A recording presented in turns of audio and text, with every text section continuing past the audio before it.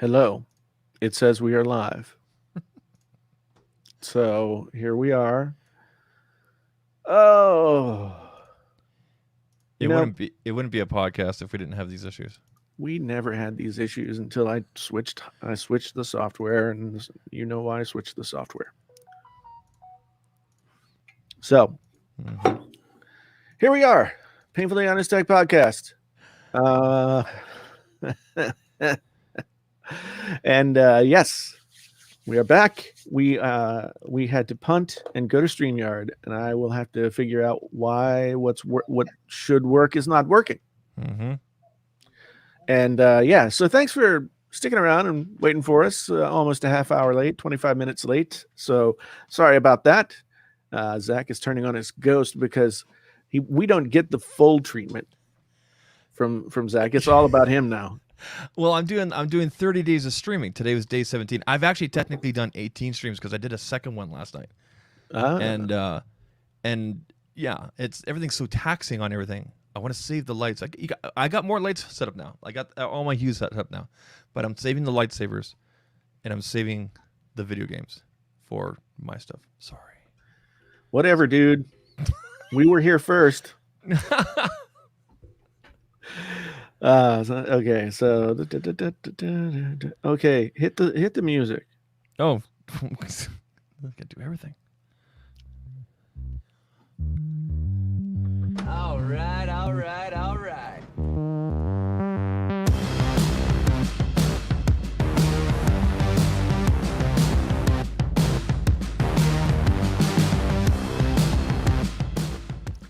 Well. Here we are again, another episode of the Painfully Honest Tech Podcast. The podcast so honest it hurts. And yeah, Rashid Al, is it Al? Anyway, Rashid, thank you. New member in house. We got. I don't have any sound effects. What do we got for him? Cucumber. Thank you.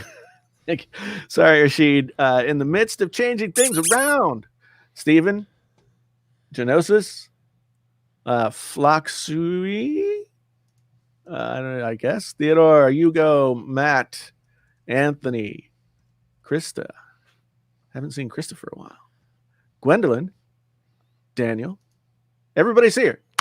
Welcome to the Painfully Honest Tech Podcast. I have, as always, my co-hosts, the Zach of Zach Talks Tech. Say hello, Zach. Hello, Zach. And we have the one, the only, the captain of Team Apple still? Or is it captain of Team Xbox? I don't know, man. I get confused. Captain of Team Xbox. You must got some jokes tonight because I'm still waiting for my damn Xbox, but we won't. Oh, yeah. We got Rashid coming back with a $2 super chat. Thank you so much, brother. Yeah, well, you know, Viper, I gotta poke fun at you a little bit. A little bit. I didn't get any of them. I tried to get a PS5 on launch day because I didn't try and order one on like, you know, pre-order day. And man, Walmart, let me tell you, Walmart is a tease. There's a blue balling website. I tell you what, they say, hey, we're going to have some available at 3:00. Be here. And I'm like, I'm there. I've got 3 windows open. I've got like my cart already open. I got everything going. And I click and it shows it going in my cart. And then I click again after like, because it was taking a long time. And then I click again. Once I get to, you know, go through to whatever the next screen was, and I get through to the next screen and I click, like go to the cart to pay for it, and it just spins like that little spinny wheel in the middle of the screen just spins and spins and spins and spins and spins, and it spun for like 20 minutes, 30 minutes. Yeah, I was following you along in the chat there with all of us here. Yeah. And then it stopped spinning, and it was like, and it went to a screen that said, "Sorry, this item is sold out." I'm like, "You fucking bastards!" All right, well, there goes the monetization. We haven't been monetized on this podcast for like month well, or so. You guys are gonna hate me because I haven't even opened my Xbox yet. Like I had it delivered on Saturday, and I have not. It's now Tuesday, and I haven't opened it yet. You got to get your priorities straight, Zach. Think how my kids think. Think how my kids feel. They're like, "What is that?" I'm like, "Never mind." So why are you depriving yourself this way? I'm waiting to hear back from a brand about doing something that involves that particular thing. What is it, like a stand or something? A TV. But you can still plug it into your other TV. It doesn't like automatically pair to a TV, never to That's be true. unpaired again. I could open it and then set it up to the new TV. I'm waiting to hear back from a particular brand about doing a TV. All you got to do is take that HDMI cable, Mm-hmm. go put it in the other slot. Yep. on the I haven't other- owned I haven't had a console since the PS1, so I can wait a few more days. See, that's not how it works, though. Like you get the new hotness and you open it and you play around with it because that's what people do. Am I right, Viper? I mean, I was up till 3 a.m. yesterday playing my PS5. So Exactly. Yeah. Exactly. Since I didn't get anything, and my daughter's birthday is coming this Saturday. My daughter's going to be 17, which Shane, thank you for the $9.99 super chat, much appreciated. Oh yeah. I'll give you guys those tonight. I'll give you guys those. Oh, you're taking that away from us too? Well, I plugged it in because I might as well push the button. So here we go. I thought It's a you were. podcast. Nobody cares what it looks like visually. No. I'm saying, like, you take away the cool lights and then you take away the sound things. No, I didn't take away the sound things. I'm still teasing you. I'm like a stripper. Okay. Okay. Okay, good. So, Viper's just like, why am I here? Viper hasn't like said a word other than when directly spoken to. Yeah. So they're asking me in the chat how my gold iPhone 12 Pro Max, and I'm pretty sure we'll get to this later on tonight. But James Bond. I like it. I like it a lot. You know what's close to gold? Bronze. Oh, You know what's better than gold? Not that. Graphite. Not at all. The gold looks like something that an old woman would wear as jewelry. Well, Okay, you got the jewelry part right. It's definitely jewelry, but this ain't nothing about no old woman. trust me. I have seen my grandmother's jewelry box, and that would be right at home.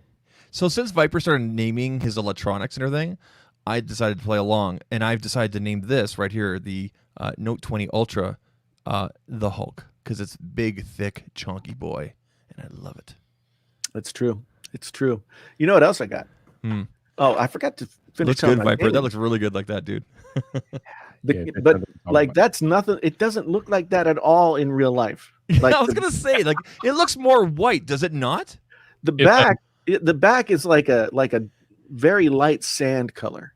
It's Yeah, it's so ugly. it's such a turnoff. Like when I saw more and more videos of it and everything like that, I'm like, only the rails look gold. It's not that bad. That's why I Man, went with the blue.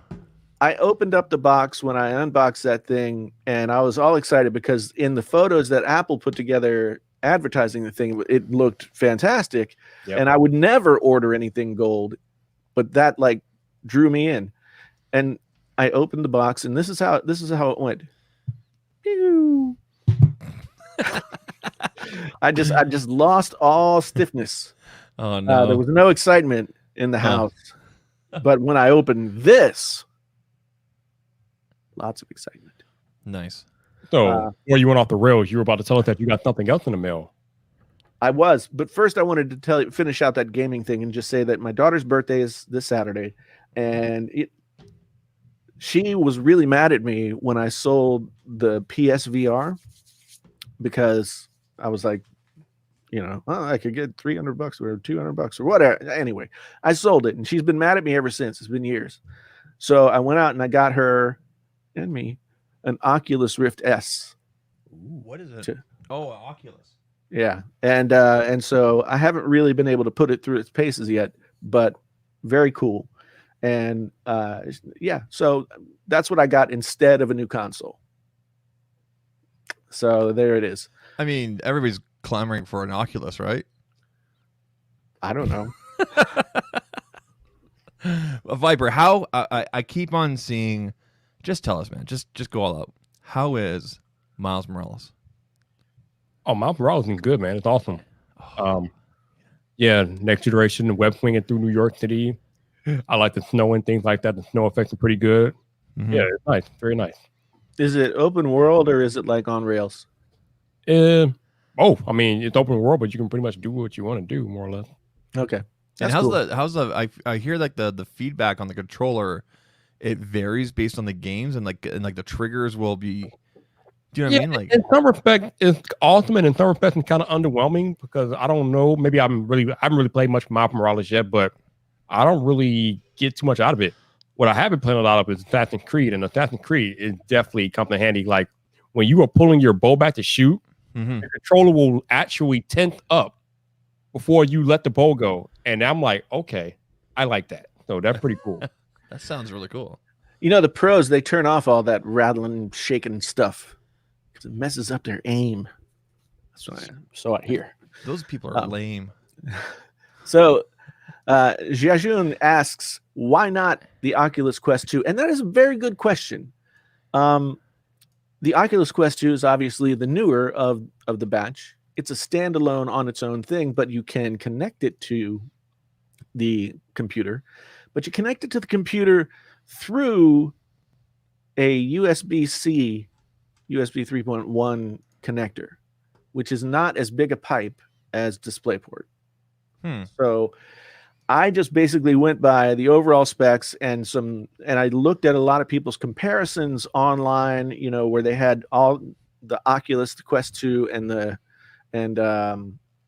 had one other in there. I think it was like the Quest 2, and the Oculus.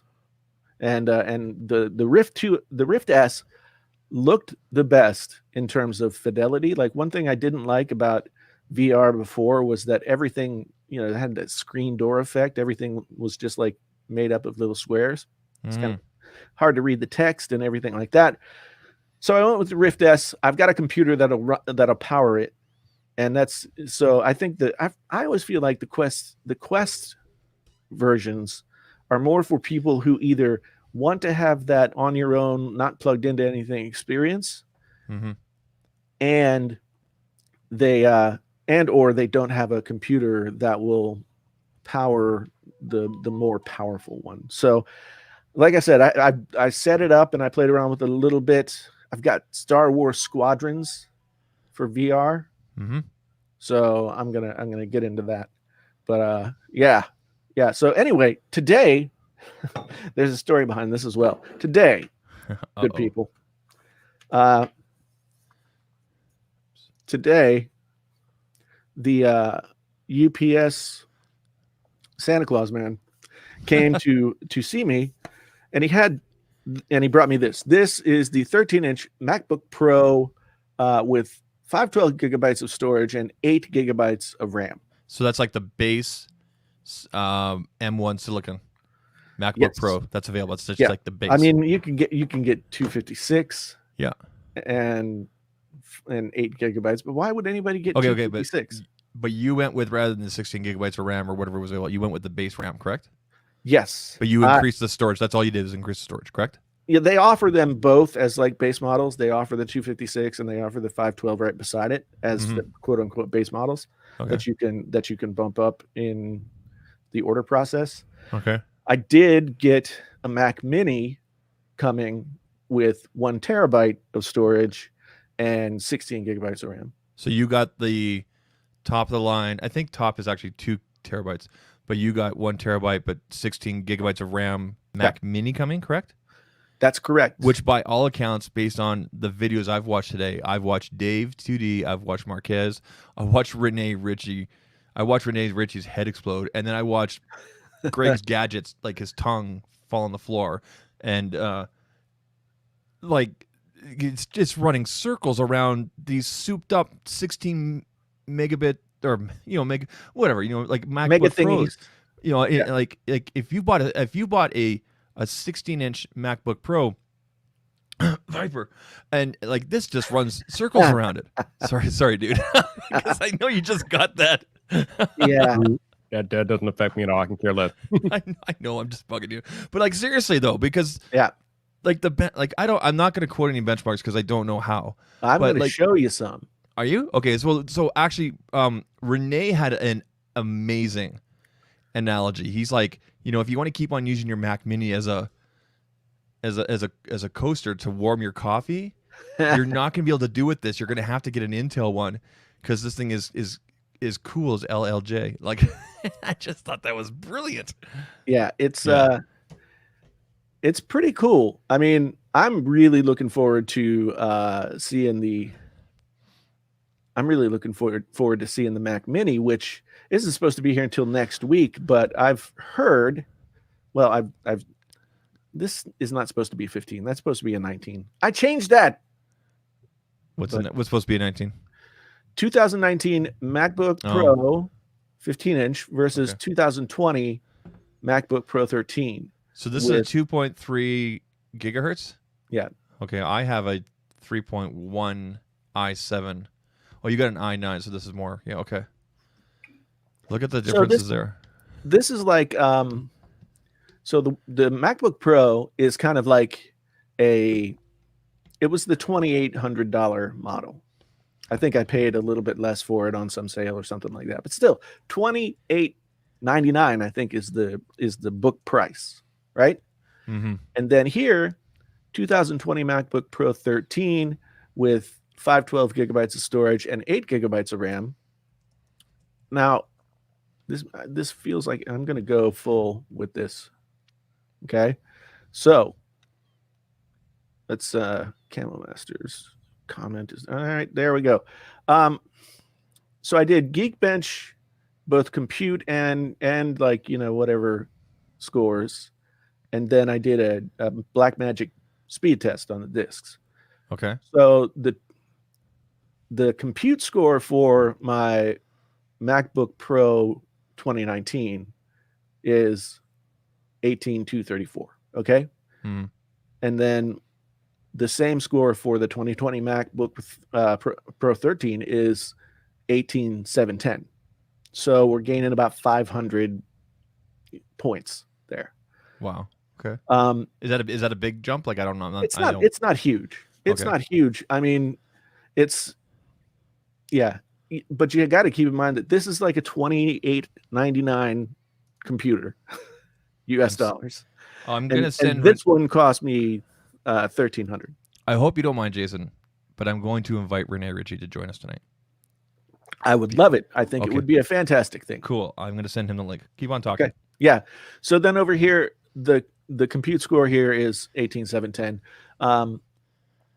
The single core score 1035 for my current MacBook, and the single core score for the new MacBook that I just got is 1725. Now, 1035 to 1725 is a pretty significant jump, I would say.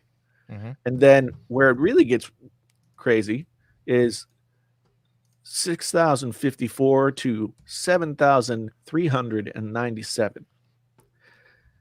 Now that might not seem like such a big deal, But again, you've got to keep in mind that this, with its own GPU and everything, all of this was $2,899 retail.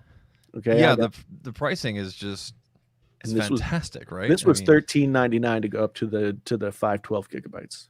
I had Greg's gadgets on my thing earlier, and he's like, I never thought I'd recommend a MacBook Air for video editing, but here we are so far. Well, I mean, what I'm going to do tomorrow, I was hoping that I could get this thing in time to be able to sort of run these benchmarks and then get this computer set up enough that I could do some video renders and stuff like that. Mm-hmm. So I was hoping I would have time to get it ready for today, but it didn't come until like 4:00. So I did the unboxing and benchmarking thing, and I'll do the real world testing. Yeah, so I guess my question for you is, and I asked Greg this, and I think I put a big long request in one of Renee's videos as well. What is your workflow for video editing? Obviously, you'll be using Final Cut Pro, correct? Yep. Okay. Do you upload and work with 4K footage, or do you use 1080? I've been doing 1080 just because 1080 is easier to deal with, You know, you don't have like the time lags and stuff, but I might go back to 4K. Okay. So this is my favorite thing. Let's see if it does it. Oh, and it's just freaking on. You just open it and it's on. Ready for the password. And launching Safari is insane. It's like once you have to launch every program after you install it 1 or 2 times to kind of get it working. And then Safari opens in like a second. That's crazy. I mean, no did you do any Chrome stuff? Because I don't. For myself personally, okay. Let me rephrase that. Is Safari typically a little bit slower when it starts up? No, Safari is. I mean, Chrome is a mess. It's a beast. And it's just a mess in terms of how it uses its resources and stuff. But Safari has always been faster because it's a native app. But it wasn't this fast, because I've been using Safari on this computer for the past several days just to see, like, okay, how fast is this, and kind of get a feel for it, so that when I started it up here, it would be different, or I would see if it would be different, I guess, at least. And it is crazy town. Final Cut starts just like that. I mean, I don't have any libraries like loaded up or anything, but tomorrow I'm going to get some 4K, some 1080, and some 8K footage, and then I'm gonna like render them out each in real time, see how fast they go. Are you going to do like a time lapse on your for the video, or are you going to do just like a real time video? I think what I'll end up doing is, when I'm running these tests, I'll put a camera on the screen for each of the computers, and just run them real time, but speed them up. So, ladies and gentlemen, we have with us the guy who knows everything that there ever is to know about Apple. Well, they can't see him. There he is. Mr. Rene Ritchie is here with us now. What's going on, man? Not much. Cool.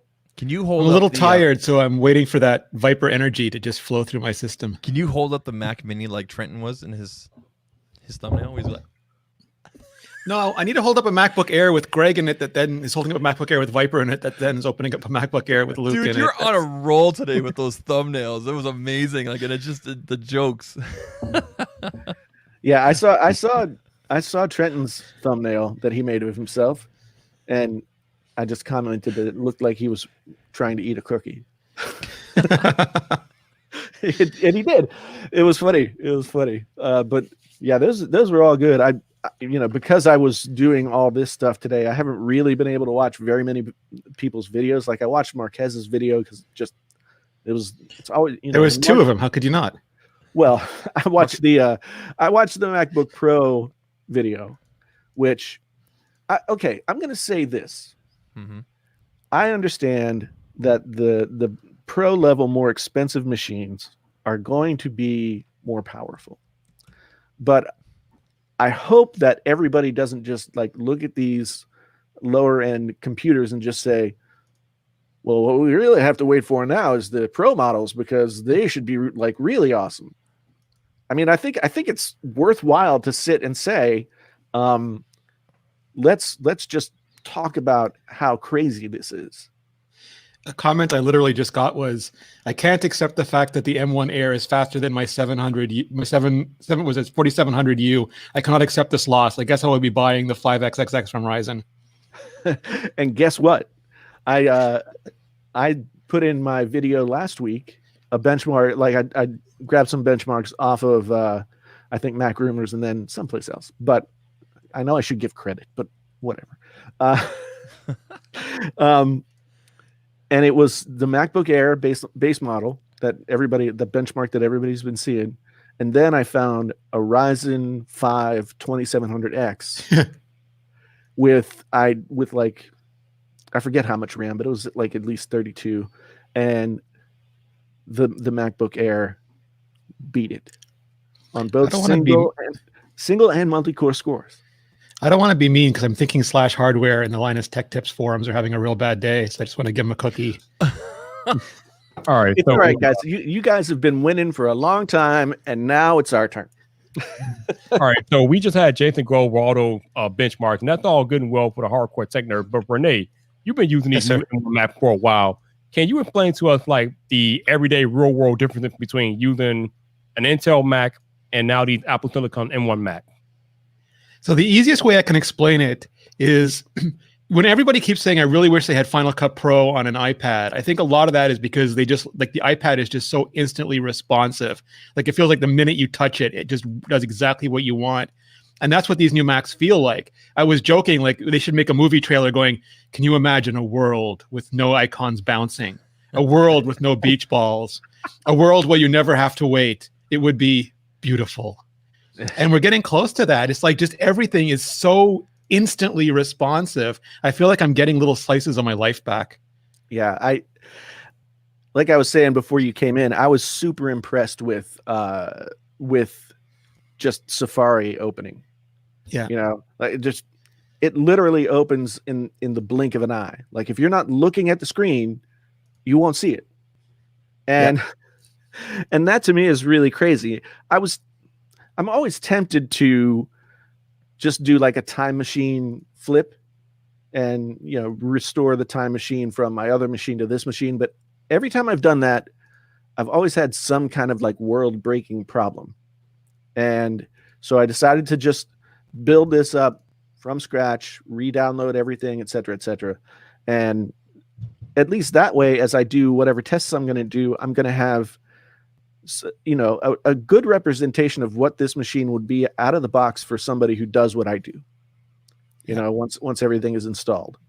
And I'm really curious to see, like, I mean, I already found out that now I'm running universal audio hardware right now on my older MacBook with Big Sur installed. We found out earlier that it doesn't seem to like be super happy all the time about. And so I went to the Universal Audio website. I mean, this is like my main piece of like input gear, and so far they don't support it. Like I couldn't even install the software, which is like, okay, so that's always the case with a lot of audio stuff.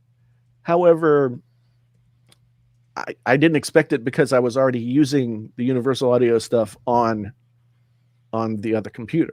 Mm-hmm. So that was kind of a bummer. And I don't know how.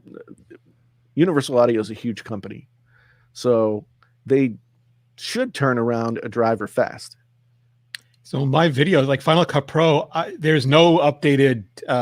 Canon is a weird company too, and there's no Canon Raw Light for M1 Max yet. And the 10-bit codec requires Rosetta, or it doesn't even load the video. It just gives you a big red screen with Rosetta painted on it. So big company. Indie developers always code circles around big companies. It's amazing. Yeah, you would think that, I'm sure that they had been briefed, you know, that this was coming. I don't know what kind of timeline it would have been for, you know, manufacturers of the software to be like, hey, this is coming. Here's what you need to do. But yeah, I've been surprised up to today how little problems I've had running Big Sur on the MacBook Pro, the 15-inch. But we'll just have to see once I get everything loaded up. I mean, I can definitely do what I need to do with class compliant hardware and Logic and Final Cut, and you know, pretty much I could live in the Apple ecosystem. Can we dig into that a little bit more though? Because me and Jason were talking about, I think last week was about the non-Apple apps. How will they run on M1 chips? So Renee, what has been your experience running non-Apple native apps on the M1 MacBook? So it's a little bit ridiculous. Like I know Marquez had trouble launching Pixelmator. I didn't. It launched immediately for me. It just kept failing for him, but it launched immediately. So I don't know if he got it before the update or I got it afterwards. But if the app uses Metal, as crazy as it sounds, it's faster than it is on Intel. The Intel app runs faster on the M1 if it uses Metal than it runs on Intel. And if it doesn't, it runs about the same. Like I figure like Adobe is the worst case. No, let me take that back. Electron apps are the worst case scenario. They run great. They are battery hogs, like the same kind of battery hogs they are on the Intel Macs. They translate that right over to the M1 Macs. But like Photoshop and stuff works fine.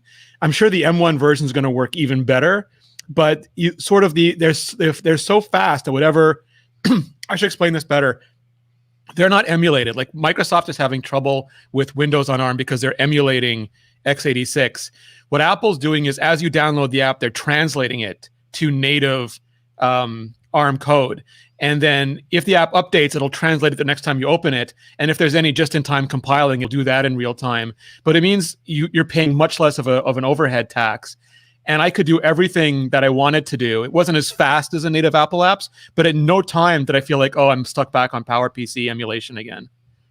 So if I understand what you're saying, basically, so Photoshop or Premiere Pro will use Metal. So it's potentially... They've become aware of GPUs this year, yes. Yeah. So potentially the impact of this new operating system, new hardware on something like Premiere might not be as great. Dave 2D demoed it. I don't use Premiere, but Dave 2D was showing it off, and he's like, it didn't blow anyone away because it's being translated, but it ran like you expect it to run. Right. I mean, if you can get crazy fast speed on stuff that's already been translated, and then the same performance out of something that hasn't been, and you pay half the money for the machine, like that is a huge game changer. And the silly thing is, all my benchmarks in my video were done on battery. I didn't do anything on plugged in. And when you go through like I ran GFX Bench, Geekbench, Cinebench, and I also did a bunch of Final Cut renders. And at the end of it, the two M1 computers were at 68 and 70%. The Intel MacBook Pro was at 27%, and the Intel MacBook Air was at 40%. And if I just do a basic, like if I render Big Buck Bunny or something just as a test, it's like 2% on the M1 and like 18% on the oh, is it Beetlejuice? You say Andrew Edwards 3 times and there he pops up. I think that's how it works. Yeah. I think that's how it works. You have to He's been crushing it lately. He's been crushing it like it owed him money. It's amazing. Man, every time I'm like, oh, I'm getting it. It's going to be here. And you guys were under embargo, and I'm like, first it said it was like the MacBook was going to come yesterday. And I was like, wow, I might be able to beat some people out the door. and then like halfway through the day, I got this. I looked at the tracking and it had changed. I was like, damn. So, and I didn't get it until like 3:30, 4 o'clock today. Do you think some people in Australia got it yesterday? Yeah, I know, and I know, well, like today for them, I guess. Jaime Rivera said in his video today that that he was expecting to get it yesterday, but then the UPS gods. I was wondering about that, if they were going to try to purposely delay for people because of the embargo stuff, or it was just a mistake or something. I don't know. Like the tracking on Apple.com in my order section was still like, it'll be there on the 18th. So I don't know. I don't know. And then I got notification that my MacBook Mini, which I did order like sort of a la carte, with that's supposed to come on Friday. Nice. So if it does come on Friday, I'll be happy. I ordered for my godkids. I got each of my godkids a MacBook Air because they're stuck in this rotating hellscape of schools, and they have my old MacBook Pros. Like I think one has a 2012, one has a 2014, and they're not allowed to use school computers anymore. They can't share computers, and they move around a lot, so they need good battery life. So I'm just like, that's it. I'm sucking it up. I'm getting them this. So the question is how does one become a god kid of Rene Ritchie? Yeah, and do you have favorites? Like, does one get like the MacBook Pro 13? No, I can't play favorites. So I'm curious. Apple started off the M1 transition with the MacBook Air and the MacBook Pro and the Mac Mini. Where do we think they're going to go next? My guess is they're going to go to M1X, and that'll be basically this with more cores, more CPU cores, more GPU cores, and that'll go into the higher end 13-inch, higher end 16-inch, the space gray Mac Mini, and then the 24-inch iMac. Do you think we'll see like a Mac Mini Pro or Yeah, just? yeah, that's the space gray one. Space gray means pro, Zach, in Apple. Okay, okay, but well, yeah. That's weird because But- I had never made that. I They had never stripped made this. that distinction. They stripped it back to silver this time. I mean, that's Yeah, like well, a demotion. That's I what know. Greg mentioned to me on my stream earlier. But I guess they've never actually branded one Mac Mini Pro. Correct? Do you think they'll actually No. brand one Mac Mini Pro? What's going on here? I don't think so. I think it'll confuse the people. Like, do I want a Mac Pro or a Mac Mini Pro or a MacBook? I wish Apple would just An unify iMac all their Pro, branding. Yeah, Mac Pro Max Yeah, So that's this next Mac Mini. That'll be on. So my- comes there's in a- gold. Viper's got it. I'm so jealous. yeah. It's so I've been hearing about this smaller version of the Mac Pro. So that would be the Mini Mac Pro. No, And that's see. This is the thing. It's like you gotta. It kills me because people get like data, but they don't seem to understand Apple. If you look at the Mac Mini, it's basically empty inside right now because the M1 is so much smaller than the Intel package. If you Right. take out those giant Xeon cores and those massive AMD graphics cards, you could literally chop the bottom half off that computer. Yeah. Yeah. So it's basically the Mac Pro, but it doesn't need that. It doesn't need the fanny section anymore for all those Intel and AMD boards. Yeah. Krista says she's holding out for a redesign. And I think the only redesign that I would care about would be the iMac because they've been doing that particular iMac thing since what 2010. The sort of 12, something like that. Yeah. I think they switched to the thinner one in 2012 or 13, but originally it was like the fat one with the CD drive in the side. And then it was the white plastic, exactly the same looking version before that. And before that Yeah. was the Pixar lamp. Yeah, which I still the Pixar lamp is awesome. I wish they would bring that back actually, and it could do like the Microsoft Surface, whatever they call it, the desktop. Surface Studio. Yeah, where it could go landscape and or like lay down flat and you could draw on it. That would pay be so cool. much money for that. Yeah, I know. Well, the thing that bothers me about the Surface Studios is they basically run. I don't think you can get above an i5, and Yeah, their hardware is terabad. yeah, and no Thunderbolt. Intel owns the Thunderbolt thing, so why is it not being adopted into PCs more readily? I know the laptops are getting like one Thunderbolt port, right? But you would think that you would get more because a lot of my gear is becoming Thunderbolt gear as I upgrade. So anyway, I mean, it's just curious. Andrew wants the lamp back. Oh man, co-signed. But it'd be pure. Gustavo Ramos is asking in the chat room about the M1 going into 2021 iPad Pros. The M1 is just an iPhone, is just an A14X with Mac specific silicon IP. So they don't need an M1 in the iPad Pro. You'll just get the A14X. It'll be exactly the same, but it won't have like the Thunderbolt drivers, the virtualization accelerators, and it doesn't need the Rosetta stuff. So like you just don't need that overhead. Right. Yeah, that's that. Oh man. I just can't believe, and this is what's been frustrating for me over the past couple of weeks, is like the outright sort of like minimizing or like just plain old dismissing that this could be like Macs could become this fast with these kinds of specs.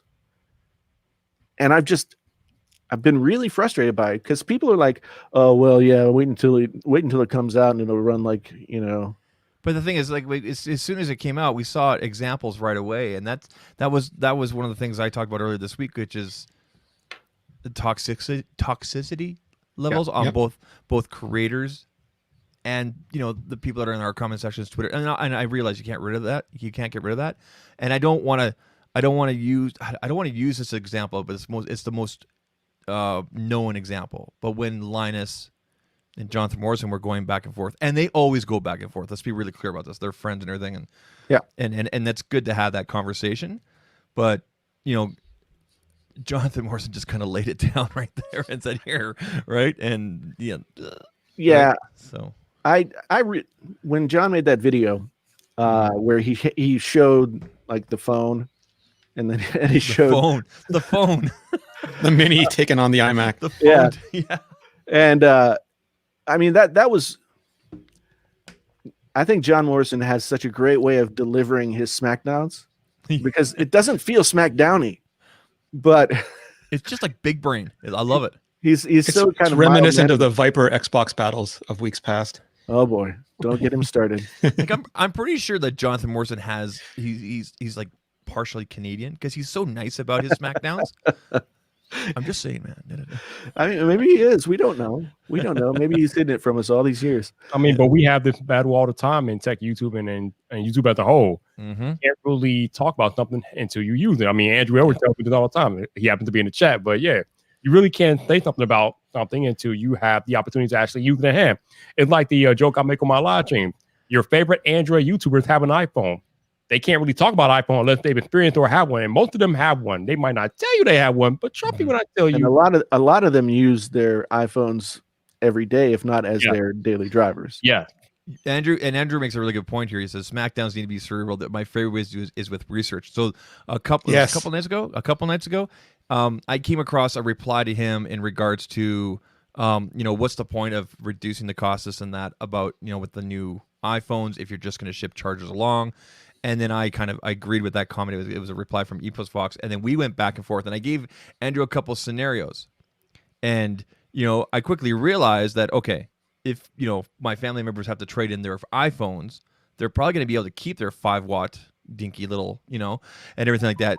No, they don't have to go buy the new, but eventually they can, kind of thing, right? And I found out today that my dad gets to keep his old little dinky chargers. Andrew, you were right. Absolutely, you were right. I acknowledged that last night. I'm acknowledging it now.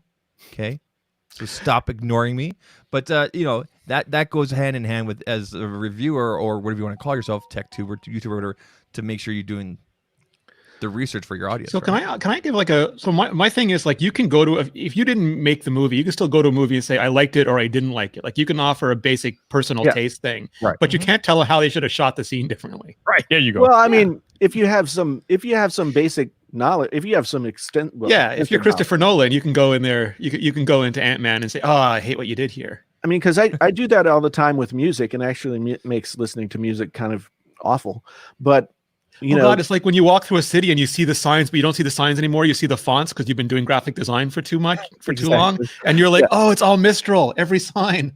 Yeah, that would be bad. It's better than Comic Sans, but oh god, I think Marker Felt is the new Comic Sans, though. Yeah, it's like with a shave and a haircut. Yeah,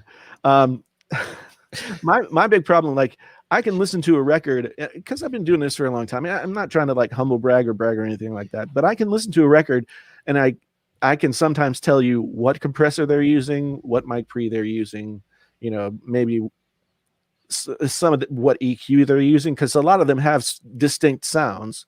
And so if I listen to a record, I can say, well, they recorded it this way, likely with this mic or this kind of mic, and so I feel like I feel like you can watch an Apple event and take the information that they're giving you and parse it out to some basic discussion points.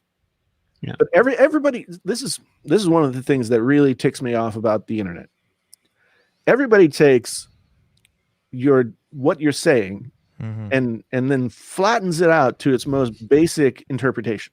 Yeah, So, they're dumb infinitum. Yeah, it's like if I say in a video, yes, we haven't used these machines yet, but based on what we know, if what they're saying is true, if it does actually perform this way, this is the potential outcome. And so then people it's called speculation. People do it for years, and as long as you're bringing some sort of evidence with that, you're not just pulling stuff out of your butt. At least you're drawing from what you know, like you said. Yeah. There's nothing wrong with that, but of course, like you said, you're going to have people that come. The hilarious thing is, like, the press release, like there were articles in PC World, like just trying to drag Apple about the press release had everything in the footnotes. Everything they were complaining about was in the press release that went out at exactly the same time. Like every machine they measured against, every way they ran, every benchmark, all of it. Right. Well, I mean, at least they put it in the footnotes. Yeah. I mean, that's another thing. People will latch on to, and I'm saying this about the Mac thing right now because that's what we're currently talking about, but it happens with everything. People will say, oh, well, their charts didn't have any numbers. So how are we supposed to know what that means? It's like, Stonks. I just call them stonks. It look like to me, like that little meme. Yeah. To me, it's like the arrow went up is good. Yeah. That's the whole thing. This Apple presentation that we watched on the 10th was not a presentation for the geeks who know what every increment of every number would mean, right? It's for the people who might buy these machines, especially these machines, because they are the more consumer-facing machines. So they see, 20 hours of battery life over 10. They see being able to export video in 5 times faster, whatever it is. Yeah, those are numbers that they can parse and understand to a certain extent. They don't have to be 100% accurate. But the drama, Jason, have you ever seen the silicon drama? Like when Adored TV goes after Hardware Unboxed, goes after Linus, goes after Anantech. It is worse than the beauty YouTube drama. Like they are just so vicious. They do hour-long teardown videos where they bring up like every screenshot and just go line by. Like, oh, they think Cinematch is a synthetic benchmark, but they believe that Spec 206 is like a mod. It is vicious. Yeah, I've tried to tone down my drama over the past year or so because it became too exhausting. I got a question about the fans or lack thereof. So if I remember correctly, Renee, the MacBook Air does not have any fans in it, right? Correct. Wow. So how has that been running for you in your testing without fans? So I ran a bunch of benchmarks. Like you can run them single run, you can run 10-minute minimum, 30-minute minimum. It takes me about 9 minutes before I get the MacBook Pro's fan to even come on or the MacBook Air to ramp down. So if you're running like a Final Cut export and it's 8 minutes, you won't even notice. It's identical performance. And then the Air starts to ramp down very, very slowly. So like maybe after 30 minutes, it's like maybe 5 to 10% ramp down. And the MacBook Pro is like maybe like you can hear the fan, but it's not annoying at all. And I have the Intel machines next to them, and they are screaming. Like the MacBook Air is screaming. It sounds like, and the MacBook Pro sounds like a jet plane is landing, and their performance is worse. And it's just it redefined. The thing that struck me was just quality of life. It is so much more pleasant to use because there's no noise and because there's no bouncing and there's no beach balls. It just, the quality of life is so much more enjoyable. So you're saying that Dave's not going to have to put one in a freezer this year? No. You said there's no beach balls, like none, like ever? I haven't, like, I'm sure I'll hit some eventually. Like, I'm sure, like, because a lot of the plugins and things haven't been translated over yet for Final Cut. And some of that stuff, like, you have to choose to render it or you choose not to render it. And you pay a penalty on either side. So I'm sure at some point I'll beach ball it. I wish they still had iTunes because I know that would do it in a hot second. Oh my God. iTunes was such a just grotesque grouping of code. It was Carbon until recently. Yeah, it was worse than anything. Andrew has no beach balls either. It's amazing. It makes you think that's not broken. I only got to use this for a couple of hours before we started this, and downloading stuff, installing stuff, just again, like you said, it was just like, oh, it's downloaded. And then I open it and boom, away we go. Maybe the first time something opens, like Apple Music, first time I opened it, it had to connect, it had to pull in all the info and stuff like that. So it was a little bit of a longer deal. But when I opened it the second and the third time, it opened and showed me my For You page a lot quicker than it had otherwise. I've noticed a few Final Cut weirdnesses. So I think it was late last week. I went to put like an animation on a clip, and all of a sudden Final Cut just went bam, shut off. I mean, it was like quick. It was like, nope, not doing that, out the door. And I tried to reboot it, and I tried 3 times, and it would not restart. So I was like, oh crap. Yeah, it's still crashing. If it just keeps bouncing, it's just crashing. You got to give it a few minutes to finish up its walk of shame back to end. Well, I was freaking out because I was like, I was in the last 2 minutes of the video edit. So I was like, okay, I'll just restart the machine. Restarted the machine. Everything came back, but it had kicked out that animation. And I was just like, okay, you don't like it? We won't use it. I just want to get the video done. And then for me, I've had weirdnesses with the like, okay, like yes and cancel button pop-ups, where you'll be able to see the darker one, but the lighter one is like the same color as the text. And some of it is Big Sur. Like some of that is just overlapping Big Sur version 1 weirdness. Yeah. And then earlier tonight when we were trying to get this whole thing working on Ecamm, Loopback needed to update. And I've seen this a few times where you say, okay, restart. And you see it react, but nothing happens. But then you close Windows and it's like at the very back of all the windows. So it doesn't pop to the front. So those are the weird ones. What kind of timeline? Because I'm not familiar with how Apple releases their hardware every year, like, cue this, whatever, what they traditionally do. What do you think the timeline will be for, 16-inch, 15-inch, iMacs and everything? Because obviously, according to Guomingchi, he's still on the fence with Viper. Viper hasn't really welcomed him into the club yet, but he's like on the fence. He's just at the border. He was saying end of Q2, beginning of Q3, which means like around June, July timeline. I think the earliest is March, and then Apple does a lot of Mac stuff around WWDC. I think we let him. I think I can let him in. I can let him in.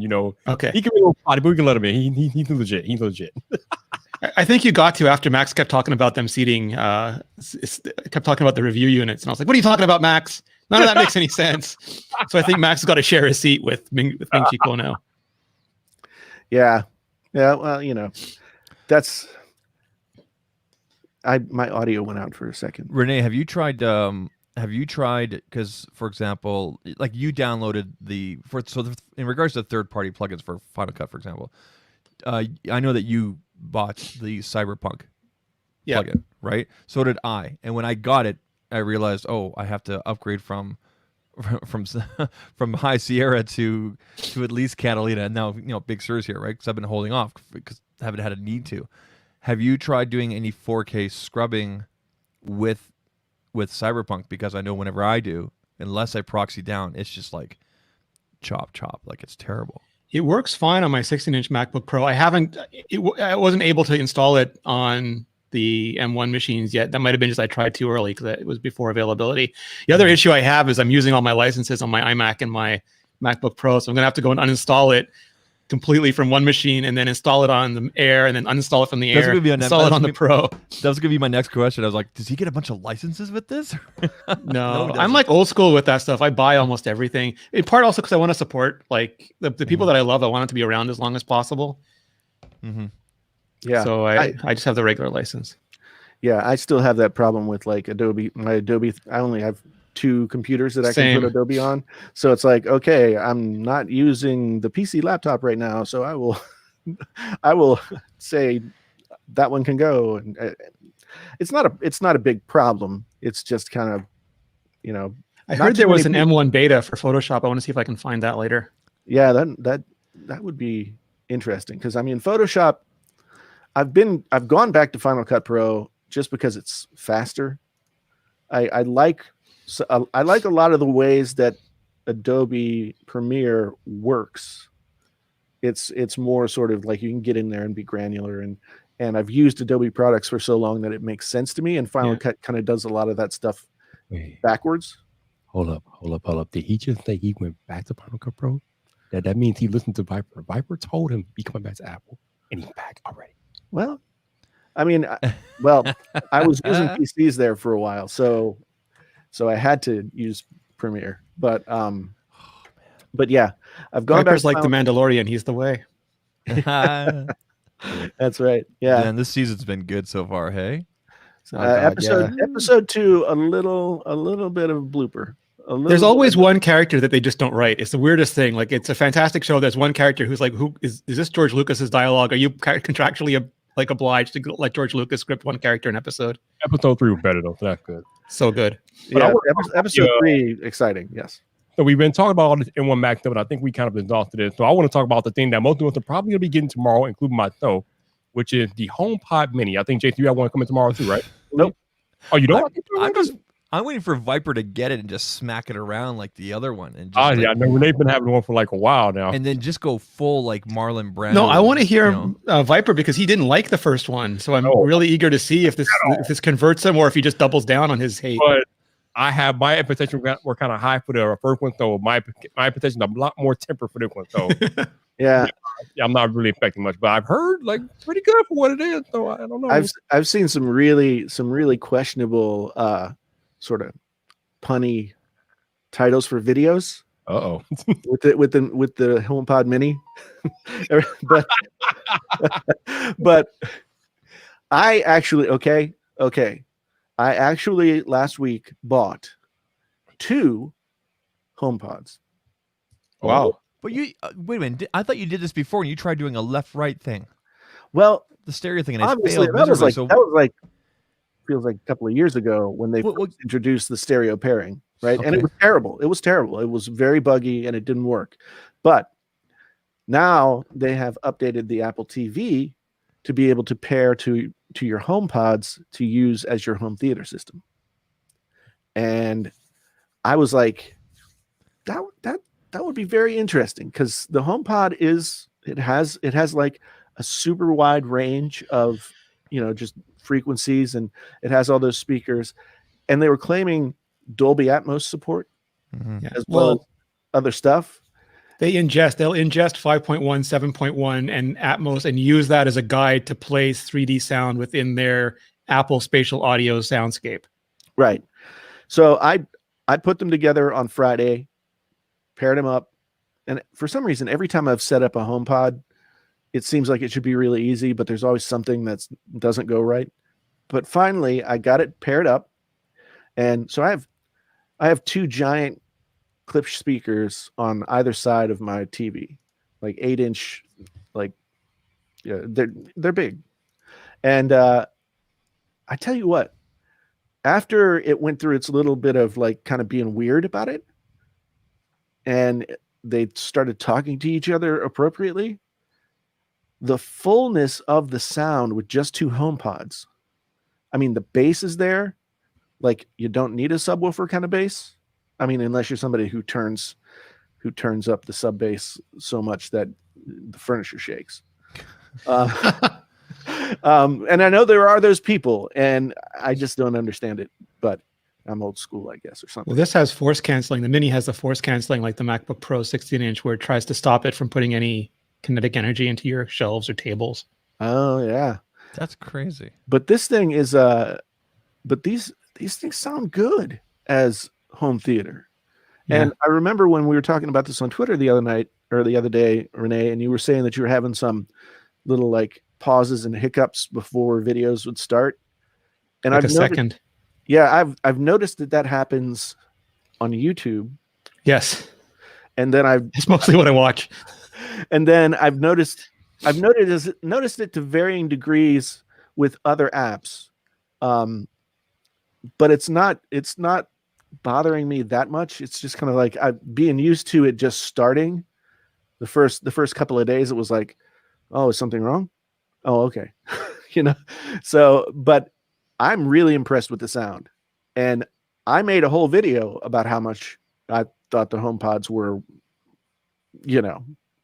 not worth anything. Andrew's asking in the chat, Jason, do you get that surround sound feeling? Yes, Really? I do. I mean, from two HomePods. That's it. yeah, because they have that sort of 360 directional thing that they try and do with DSP, and yeah, I do. I get a little bit of a kind of Dolby vibe, where the Atmos is kind of up here, and then I do hear things on the sides. So it's pretty realistic. I was hoping to get a hold of the new Google Nest, the ones that are smaller than the big, because I have the big chunky Home Max. Yeah. I guess they still call it Home Max, but I was hoping to get the new Nest speaker. I think they just call it Nest speaker, and it's about half the size. And apparently you can also do that, but I don't know if it's got the whole kinetic, crazy, whatever the heck you guys were just talking about, like Apple stuff, right? I don't think it does. So No, the one thing I will say about Apple and stuff like the HomePod is that when they design it, they sort of over design it to sort of go try and solve problems that no other manufacturer would probably even really think about. So like this shaking of the furniture thing, I don't think any other speaker manufacturer is thinking like, how can we keep it from shaking the furniture? It's an oddball. Like I got when the original HomePod came out, I got a tour of Apple's back then new audio lab that they built to start making next generation stuff. Like we didn't know yet, but the AirPods, and they do things like they try to figure out where the phone is on your ear and direct the audio in the right position to actually hit your ear when you're holding it up. But I went in with a bunch of analysts and they're like, this is the biggest of these things we've ever seen. Like all their acoustic chambers were bigger. They went like the -2 decibel room. And they also had a room where they got thousands of Apple employees to scan their houses. And then they had parts of the walls that would move so they could assemble, they could make it like structurally like all the different rooms that all the different Apple employees had scanned. So they could measure it in a wide range of different setups and conditions. It's really bonkers. Yeah. I mean, the HomePod was not fully baked in my opinion when it came out. No. I still think Sonos might sound a little bit better for just straight up audio, like listening to music. The Sonos like one speaker line, but these HomePods in just like sort of a mixed use setting are really, really good. And that's why I didn't get the HomePod Mini, because this stuff is not supported on the HomePod Mini. Right. Yeah, it's a 2.0. Yeah. So from the early reviews that I'm gathering about the HomePod Mini, a lot of people are saying that even though they're mini, the sound is major. So I'm pretty excited to test that out for myself. That kind of stuff always has to do with like the user's baseline. Yes. Like like what are they listening to now, and how will the HomePod sound compared to that? So if it is nowhere nearly as big as the big HomePod. Like it's a scale, like the size is small and the sound is smaller. It's still good. It's just smaller. Well, that was a John Small. yes. So Small. Here's what I envision. Like the HomePods can become sort of your central station for like more critical listening or watching TV or anything like that. And the HomePod Minis are small enough that they can go in the kitchen, they can go in the bedrooms, they can go in all these different places, and you get whole home audio, which to me is the holy grail of an integrated sound system these days. And the HomePod, so if the HomePod Minis become something that will fill out the sound as you go through the house, and then you have like your HomePods that are your basic sort of central station of your audio, then they finally have a setup that rivals Sonos and some of the other. I just don't think anybody does it as well as Sonos. I know Google and their integration of that stuff is better now. Amazon is better. But I still never think of those Google devices or the Amazon Echo devices as like audio listening first. No, I have like the first generation, the ones that kind of look like the lamp, the Google speaker. Like I have one here, and it's okay for in here, but I usually just use my speakers here. I have another one in my other office, and it's good again for just listening, but it's not like if I really want to get into it. Again, it's audio. Yeah. The Home Max though, I've had that for like 3 years now, maybe 2 years. Yeah.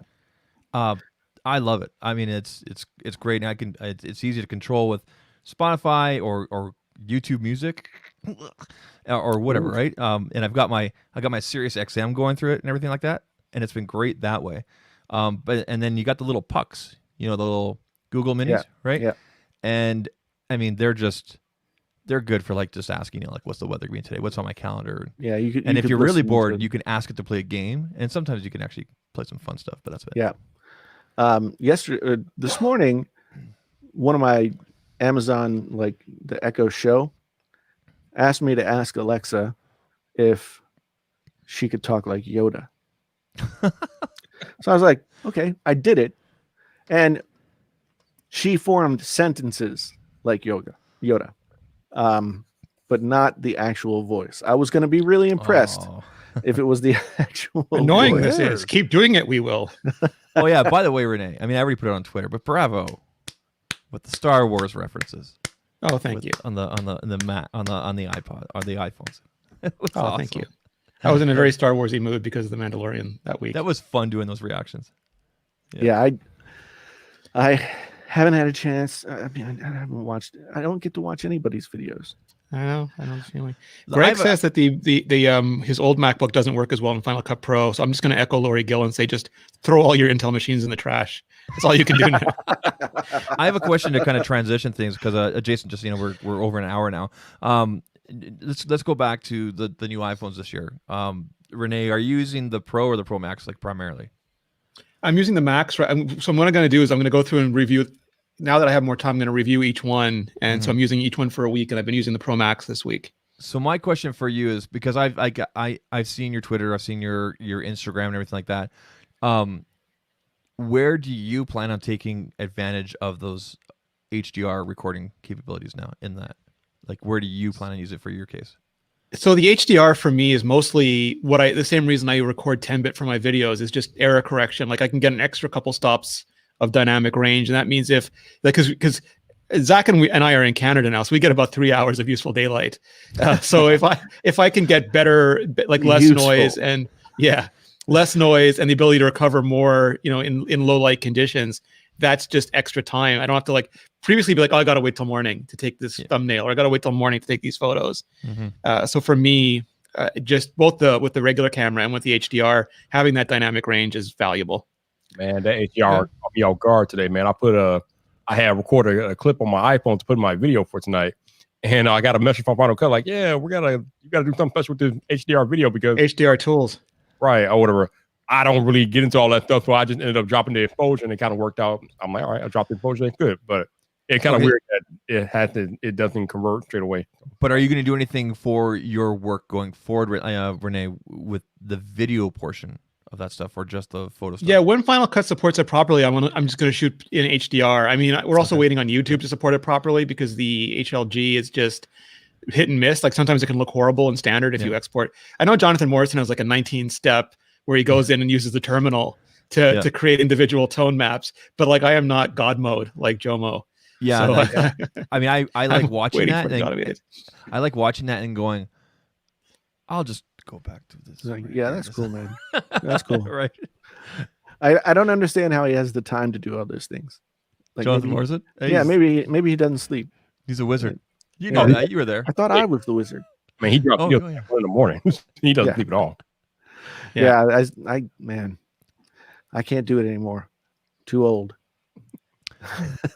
So, we obviously talked about the everybody's reaction and everything so far that we've seen with the new MacBooks and everything like that, M1 and everything. We talked a little about the iPhone. You guys got your special little speakers showing up. What else is on the menu for this week that you can talk about, Renee? I don't know. I mean, we're still waiting for Fitness Plus to ship. Okay, Beats just put out glowing neon headphones. So my big wish is that Apple traditionally takes Thanksgiving week off, and I just need that so much right now. I need them to go home, make themselves some turkey, relax a little bit. If Prosser's going to show up and say there's a December event, I'm going to just unsubscribe at that point.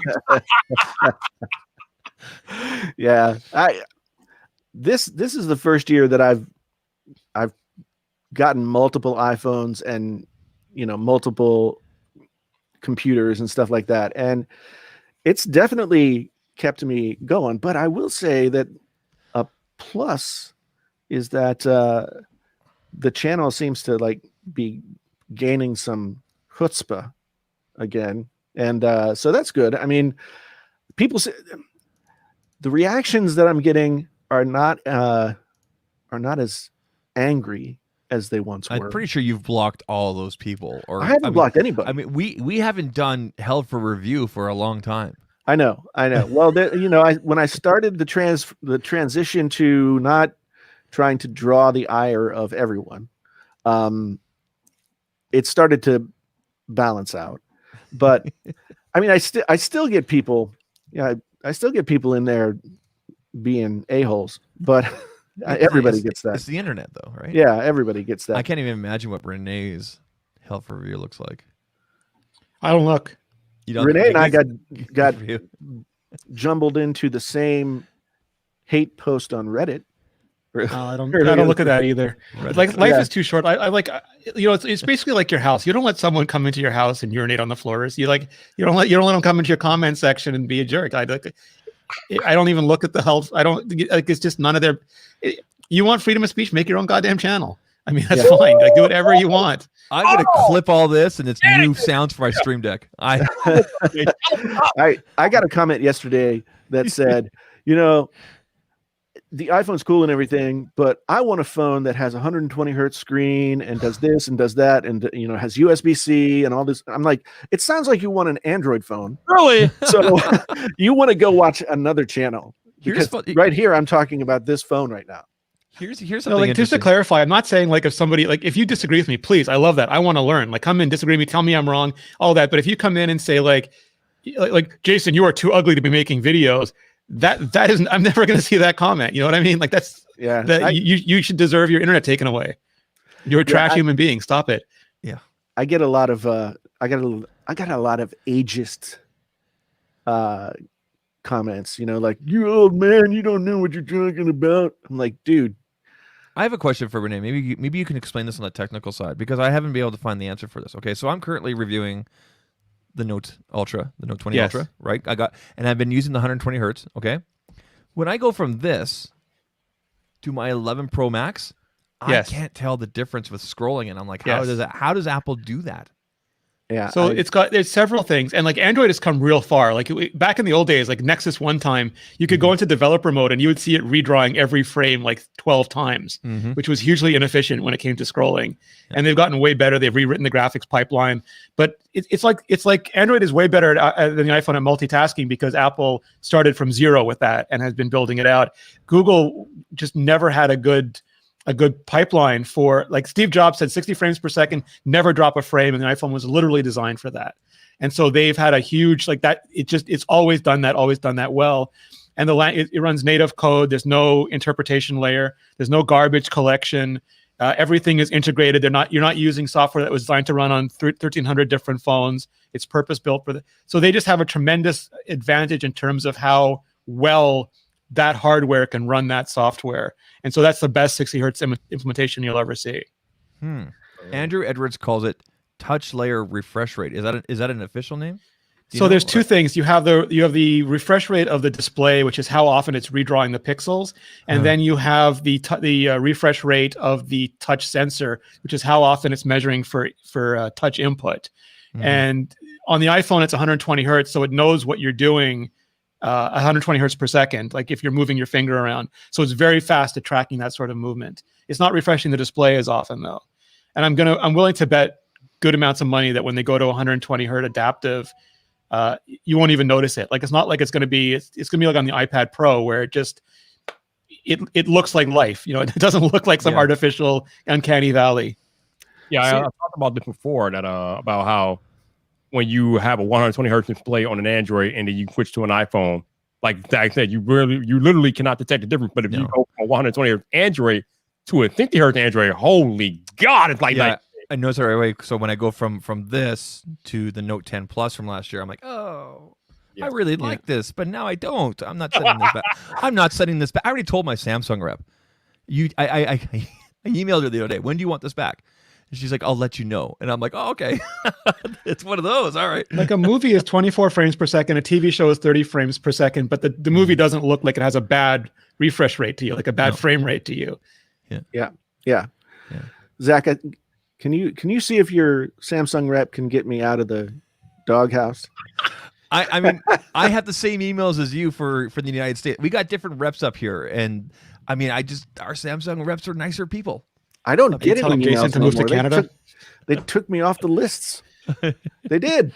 I think Renee and I know the same people, but yeah, it's been I talked about this before. I'm not trying to toot my horn, but I'm still blown away that I was able to And I have to thank Tao. You guys know Tao? Mm-hmm. Tao? She's the one that got me in touch with the right people, and I pitched myself, and a little bitty me, She and I got Samsung sending me stuff. Yeah, Queen Samsung. If anybody, She anybody can do it. I don't know this Tao person. Maybe that's the problem. She didn't talk me up. She said to me, look in this direction. So And Tao, I did. her name is Tao Hong. She has about almost 200,000 subscribers now on YouTube. I think she's been on YouTube for about 3 years. But she normally does. She primarily does Samsung content, Yep. but she does other stuff from time to. But yeah, she good. Yep. But it's been an experience. Like I said, like normally you see Samsung working with much larger creators, but so it's been nice. It's been cool. Oh no, fam. Samsung works with everybody. Okay, No, they don't. I'm just from my view. That's what I do. Well, let me rephrase that. Samsung works with creators of all sizes. No, I haven't worked with them, but I know other people like Terry and TJ and other people that worked with Samsung before. So yeah. Mm-hmm. Well, I mean, I was in a Samsung commercial 2 years ago. Yes, he was. And now I'm out. They Send him a bill. Send him a bill for the commercial. See if that gets you back well, in. they did pay me. I mean, Okay, I got like $500, I think. But anyway, Genos has dropped the link for Tao there if everybody wants to go check her out. She's a lot of fun. She's based out of Toronto, and yeah. Okay, so I gotta let's ask the hard questions real quick here. Mm-mm. Renee, I still want to complain about not getting Samsung phones. No, dude, we complain. Isn't that on Zach's soundboard yet? Can you complain for Jason on your soundboard? They don't let me put clips that long, but I mean, so what people want to know, Renee, is I think I asked you this months ago, but let's ask you again. Obviously, you are now an independent creator, but you're still doing mostly Apple stuff because YouTube and the algorithm, and that's what you're known for. But the people want to know, when is Renee Rich going to do like a non-Apple project? What is the first non-Apple project you're going to work on? I don't know, because I feel like it's so hard with YouTube these days to do anything. Like on Nebula, I did like a Buffy the Vampire Slayer video. I can do anything I want on Nebula. We have a thing on Nebula where every creator picks their favorite introduction scene to a TV show and then goes through and basically just talks all about it. So I chose Buffy. But on YouTube, that would just die. Like that would get 3 views. And I feel like on Vector, I did like a bunch of pixel stuff, and I think it got like 3 views. So I'm gonna wait. Once I get like to a sufficient size where I really don't care anymore, that'll be fine. But for now, I'm like a slave to the. Well, not a slave. That's a horrible thing to say. But I'm at the beck and mercy of the YouTube algorithm. Right. So this year, so there's no chance this year you're gonna review like a non-Apple product. I think you did last year. Yeah, well, I did it on Vector just to test it out, and I might do it again just to test it out. But I feel like it's only gonna YouTube will just look at. So the thing is, like when people subscribe to me, they subscribe to me for the Apple stuff. So I feel like if I put up a Pixel review, I'm basically saying like, you didn't subscribe for this. Here's a video, and they're gonna say, I didn't subscribe for this. What video? And like that to me is tough, especially when you're starting over. It's tough to get over the expectational debt that you have. We talked about Viper. You talked with Andrew Edwards about this on one of your shows, about how if Andrew gets something that's not always related to the channel directly, he'll find a way to, I guess, spin it well, or somehow integrate it with what his audience normally watches a lot. So maybe that's something Renee can explore with Mr. Edwards there. Well, I can say for me, like I'm kind of coming around the home stretch of going through a pretty sizable transition on my channel. And it's your channel can, my experience is, and this is not like 100% all the time everywhere kind of thing, but like if YouTube doesn't know what your channel is all about, then YouTube gets confused. The algorithm says, I don't know. This doesn't have an Apple in the tags. You can soft reset it. Just don't do anything. Don't even touch don't edit nothing. Don't upload nothing. Don't do anything with playlists. Don't do anything for 28 days. You can soft reset it. And I think like creators who are kind of like building their channels, I mean, if they want to go in a different direction, absolutely. I mean, it won't take very long, whether you reboot or you don't, to change directions and get momentum going back in another direction. But for me, I mean, I can't not make a video for 28 days. I just can't, because even if the soft reboot would then work and things would start to build up again, I'd be like halfway back to where I was, and have to. Roberto's talked about this a lot, like because he changed from graphic design to helping creators and stuff, and he says like I'm not serving the first 100,000 people who subscribe to my channel anymore, and that's a huge thing to overcome. We'll see, but the thing is, I mean, and I think Roberto would agree with this. All of that content that he made in those years before he made that transition is still, well, maybe not all of it, but it's still valuable to the people who need that information. It's evergreen. Yes. Like if you type in like how to Photoshop, like you'll find him literally at the top, like the first 10 results. It's crazy. Yeah, it's a stockpile, but it's no longer an engine. Yeah, I mean, it's the people, like you said, Renee, you do Apple content. People mostly know you for Apple content, but I think sometimes people enjoy, like they would enjoy like a non-Apple video from Renee. Like, what does Renee think about the LG Wing or whatever else? I would love to see Renee with the Wing. I'd be like, what? Yeah, so but I feel like that's like 1% of the people, and then I worry that the other 99% of people are like, they're not going to watch it, and then YouTube measures all of that. Yeah, it's like television. I mean, if it really is chilling, like the algorithm really is chilling in a lot of ways.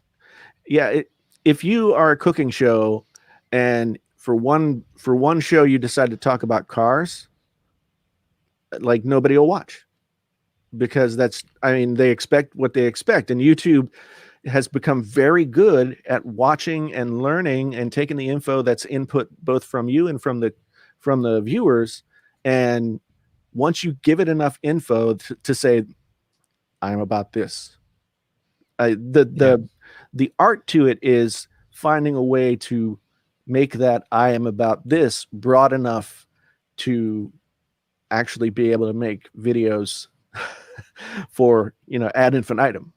Like I worried that doing more than iPhone would hurt me. Like like because some people don't care about the Apple Watch, some people don't care about the Mac, some people don't care about the iPad. And would it have been even better if I only made iPhone videos? And I'm sure that it does hurt in little ways, but I think that at least it's not enough. But I do really worry about this kind of stuff. Oh no, I think you've done just fine with the Apple stuff. I don't think you need to. I saw that you got 4 million views in 28 days. Yeah. So I think you're all right. Fine. But I mean, like again, I went independent right as a pandemic started, so I wasn't gonna take any chances. Like I've been running the most conservative YouTube channel imaginable for the last few months. But by the way, sorry, go ahead, Jason. Go ahead. The thing is, when people look at your channel, and this is something that I think is really important, when people look at your channel and they have some at least vague history of who Rene Ritchie is, like the message of what they're going to get from your channel is very clear. Yeah, and they trust that, and that's why they. And YouTube knows too. That's the thing that I care about. Is like YouTube. Like I want to make it as easy as possible for YouTube to know who to put my videos in front of. Yeah, I kind of went through a phase where I had made like audio gear a thing that I could do, and I had made smartphones a thing that I could do, and then I got into the phase of just like like tech drama, and that absolutely killed my channel. It tore the whole thing down. The Can You Trust series was really well done because it was a fair evaluation, in my opinion. Right, you weren't just attacking people. Yes, the titling, Can You Trust? Of course, that's going to elicit, right? But you're going to get the click, and you're delivering on it, right? Roberto's always said, whatever you put in your title and your thumb, you got to deliver on that. As long as you get the click, you're good to go, right? Yeah, and you're doing exactly what needs to be done. It's when you went down a little bit more down that dark hallway. Right, yeah. and that's the thing, and I think I speak for a lot of your viewers and even the people here tonight. I would love to see the Can You Trust come back now, whether it's on creators or I think it should be on brands. Like, can you trust Apple Silicon? That would be cool. See, but here's the thing: the Can You Trust thing did really well, and then it started to drop off, and I've tried to bring it back over periods of time. Like I'll do several episodes, and they just won't even break like the 10,000 view mark, which I'm not trying to make. You got to take it back. You probably need a drama channel or a commentary channel and just do those videos on that over and over and over and over again. You have to take it back. You have to take it back because this Marquez Brownlee guy came along and took your title. Oh, Lord. But see, like when you're Marquez or Justine, you can do anything because people want to watch a Marquez. Like they're not Marquez is not a watching tech them. channel. Marquez is a Marquez channel at this point. Yep. But Yeah. even then, like they have videos, like Justine's cake videos don't do anywhere nearly as well as her tech videos. Did she do a cake video recently? She does bake. Yeah, she's done a bunch of baking videos. Yeah, and I remember hearing her talk about that, and she said that she was doing it like she was doing that stuff because she had burned out so much on like the stuff that she had been doing, so she wanted to do like vlogs and baking and different kinds of things. And because her personality is so much a part of what her channel is, I think it works. But you know, if she wanted to go that way entirely, it would take some time to turn around to get back to where she is. But she would get back to where she is if she decided, like, you know, I'm just going to do the tech thing every once in a while until I'm fully. Or make another channel. Maybe I think these days making another channel for other stuff is the way to go. Yeah. Proper. All right, I got an interesting question for all of us. I'll start with you, Renee. So obviously we make tech videos, and a lot of the gadgets that we get either through companies or whatever, or we buy for ourselves, we buy for our channel to review. Renee, what is something tech that you have brought this year that has just been for you and not to be on YouTube or appear on YouTube? So, I mean, I'm joining the Greg Gadget Club by saying an espresso machine. I bought it when they had the huge discount sales, and I bought it just before the pandemic, not realizing that I wouldn't be able to go to Starbucks for like 6 months. So it has been espresso things. No. See, I'm a huge coffee snob, and I don't want to admit that in public. But it's an espresso machine. So like I buy beans and I grind them. I made that joke on my channel. People got so angry. I'm like, I would call the HomePod like a big can of coffee, but nobody buys cans of coffee. Everybody buys beans and grinds them themselves. And so I make espresso at home now. And I would have loved to have answered Oculus Quest 2. I heard Jason talking about it earlier because I don't have a PC and the Mac is just not good for VR. So I would have loved to say the Oculus Quest 2, but I found Facebook so indefensible this year with they're changing to their own logins and banning people's accounts who try to use the Quest, or if you invite a friend over, they take away all your. And I can't do this, so I didn't buy it, and I regret that. But so it's the espresso maker. Yeah. All right, nice. Jason, what is the one piece of tech you brought this year that is not for YouTube, just for you? I mean, at least at this point right now, like all of the audio stuff that I buy. So like I was fortunate this year. I was doing the Amazon live streams, and those paid a certain amount of money per live stream, and then they paid out per week. So I was able to like seriously upgrade my studio. I would love to do audio related, like hardcore audio recording related stuff on YouTube, but I know I can't do it on my channel. So right now it's like, so I mean, I've got like Universal Audio stuff. I've just bought a bunch of stuff, sold a bunch of stuff too, because that's how you take Amazon credit and turn it into money. but yeah. So audio stuff in general, like, no. I mean, I got the Fold 2, not necessarily to do a lot of YouTube stuff about it, but just because I was super curious. Right. Is it a sandwich? It's Is it a Scrapple sandwich? No, it's not that bad. It's not that bad. Is it a taco? It's sort of like a. Stop it, Renee. It's sort of like a finger sandwich size. Oh. You know, it's not quite big enough to be two loaves of two ice cream slices of white bread with stuff inside. A little bit smaller than an ice cream sandwich. Okay. So Zach, what's something you brought for you and not for YouTube this year? Me? Yes, you. Okay, I'm actually gonna show you guys here. So, well, I guess it's technically YouTube, right? I love this thing. I love everything about it, and I love the C stand, and everything. It's a freaking light. But I guess you, not YouTube. That's for YouTube. Okay, for me, okay. Well, I don't know. Like, what am I doing here? For YouTube, for me, I haven't bought anything this year. Xbox. I guess I bought the PlayStation. I bought the PlayStation, but I haven't used it yet. Like I haven't even unboxed it yet. Send it over to me. I'll wait, I'll keep it for you until you're ready to use it. Oh, an Xbox, dude. Which one did you buy? I bought a PlayStation 5. Okay, you said Xbox earlier. Okay. No. I'm not gonna touch Microsoft. So But yeah, it's still sitting there in the box. So Okay. So I have a new podcast that I'm starting in January called Painfully Honest Opinions. Ah, that's right. And so that's going to be something brand new. That's going to be a little bit more like Lewis Black, like, ooh, but I'm still Do going to not talk. get canceled. Did Lewis Yeah, Black careful, get dude. canceled? I think so. I think he's back, but I can't remember. Yeah, It's too I don't know. complicated. But basically, it's just an opportunity for me, like, to talk about some tech stuff, to talk about different stuff, and just do basically like a little bit more wide ranging, politics. maybe. Oh no. I mean, man, people got really mad when we just briefly talked about politics last night. I week. think Yeah. things might be a little more calmer in January. I guess we'll see. Yeah, at this point, I don't see the need to talk about it. Yeah. Because So far, I think 9 out of 10 people who get mad and you'll say something that has nothing to do with politics, they'll yell and complain, don't talk about politics. You'll click on their avatar and everything is filled up with conspiracy theory political retweets. Did you So see the tweet I just Did you see the tweet today from Elections Canada, Renee? no. So Elections Canada put out a tweet today. I retweeted it, and then then JD Tech came back at me. And valid point. Elections Canada put out a tweet stating, Elections Canada does not use Dominion voting systems. We use paper ballots counted by hand in front of scrutineers and have never used voting machines or electronic tabulators to count votes in our 100-year history. Hashtag CDM Pulley.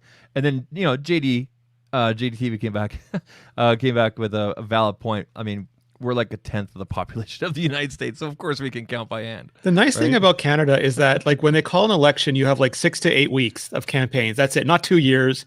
And the election is over like in a day. That we don't lose any television. No one cancels our TV shows because of an election. Mhm. Like, we don't know, people aren't on TV that much. We barely know that we have an election. We can't even vote for our prime minister anyway. We'll call like a federal election like 6 weeks before. It's crazy, Yes. right? Like Yes. I don't even, like, you're talking craziness. Because it involves a lot of maple It's syrup. and cold cooking. here. We're trying to survive. We don't have time for that. Someone once asked why are there so many great tech YouTubers out of Canada, and it's because we don't have daylight 8 months of the 8 months of the year, right? So we're inside. Well, Jim stuff. Carrey answered this. He said it's Canada and we must work hard to survive. Every year we must make our igloo and then defend ourselves with hockey sticks against roving polar bears. Yes. So Janosis wanted me to answer my own question. So to answer my own question, Janosis, it would have to be the Galaxy Fold 2.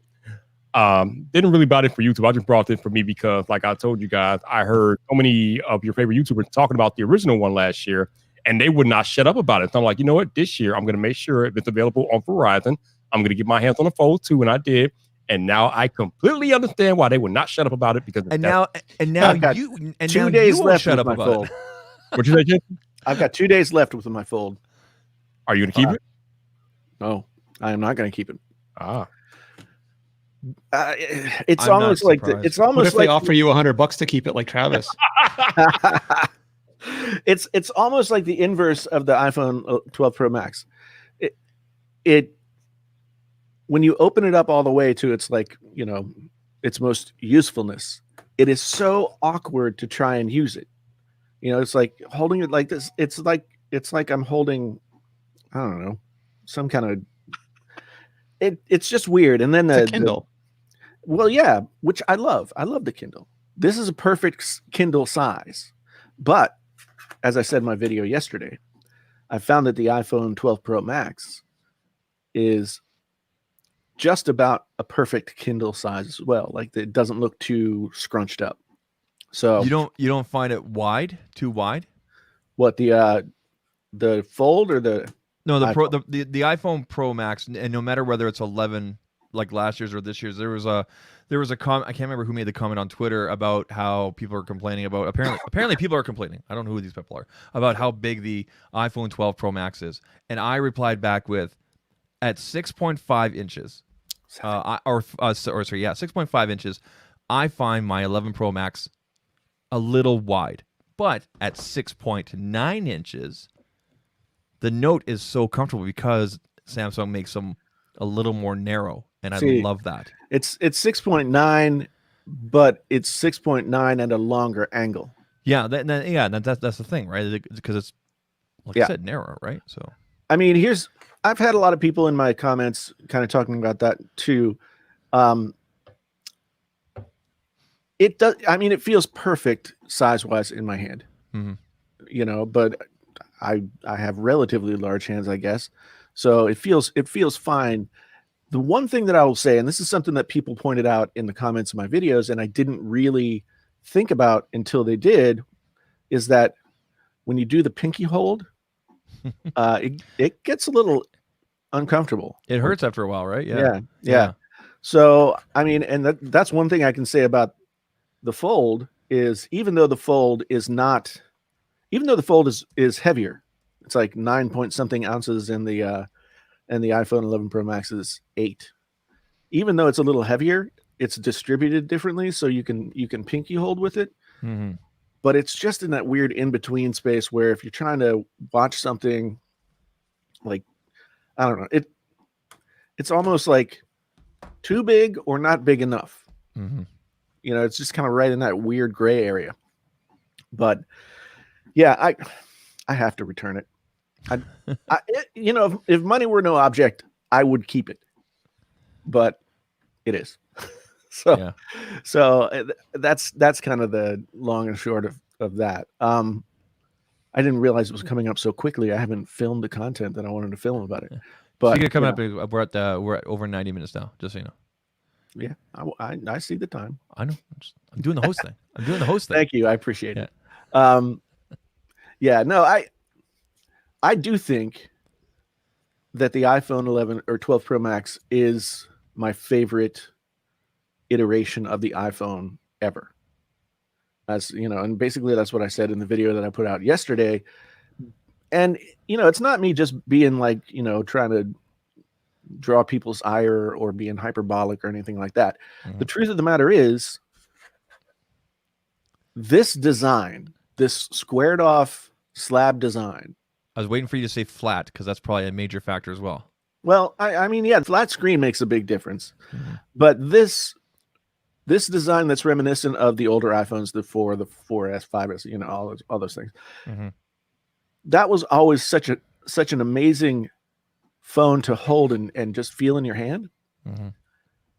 And then Apple's gone through, starting with the 6, they've gone through a lot of different iterations and sort of worked the kinks out of larger phones and worked the kinks out of a lot of different stuff to where now they go back to that design with something like this. And it just, I don't know, it's perfected to my mind in terms of the ergonomics and everything else of how you use it. And people come in the comments and stuff like that, and they say like, oh, well, they're just being lazy because, it's not new. And I'm like, the thing is, you don't design technology so that it's like crazy, wild, different looking, and that's what makes the design good. You design technology to improve upon what you've already done. And maybe that's, I feel like that's a weird thing though. It's like they make because Nokia phones look the same for a long time, and Samsung phones look the same for a long time, and Palm phones. I think people just have like this generalized, like, I don't like vendor A, therefore I will come up with the most cockamamie reason to justify my dislike of like, if you don't like Samsung, you're like, oh, they just copy everything. If you don't like LG, it's like, oh, they don't advertise. If you don't like Apple, it's like, oh, they don't innovate. It's like they pick something out of /r/Android or /r/Apple to justify their impotent rage, and then they just go all over the internet with it. I mean, can you imagine like if iPhone 13 came out and looked like the Asus ROG phone?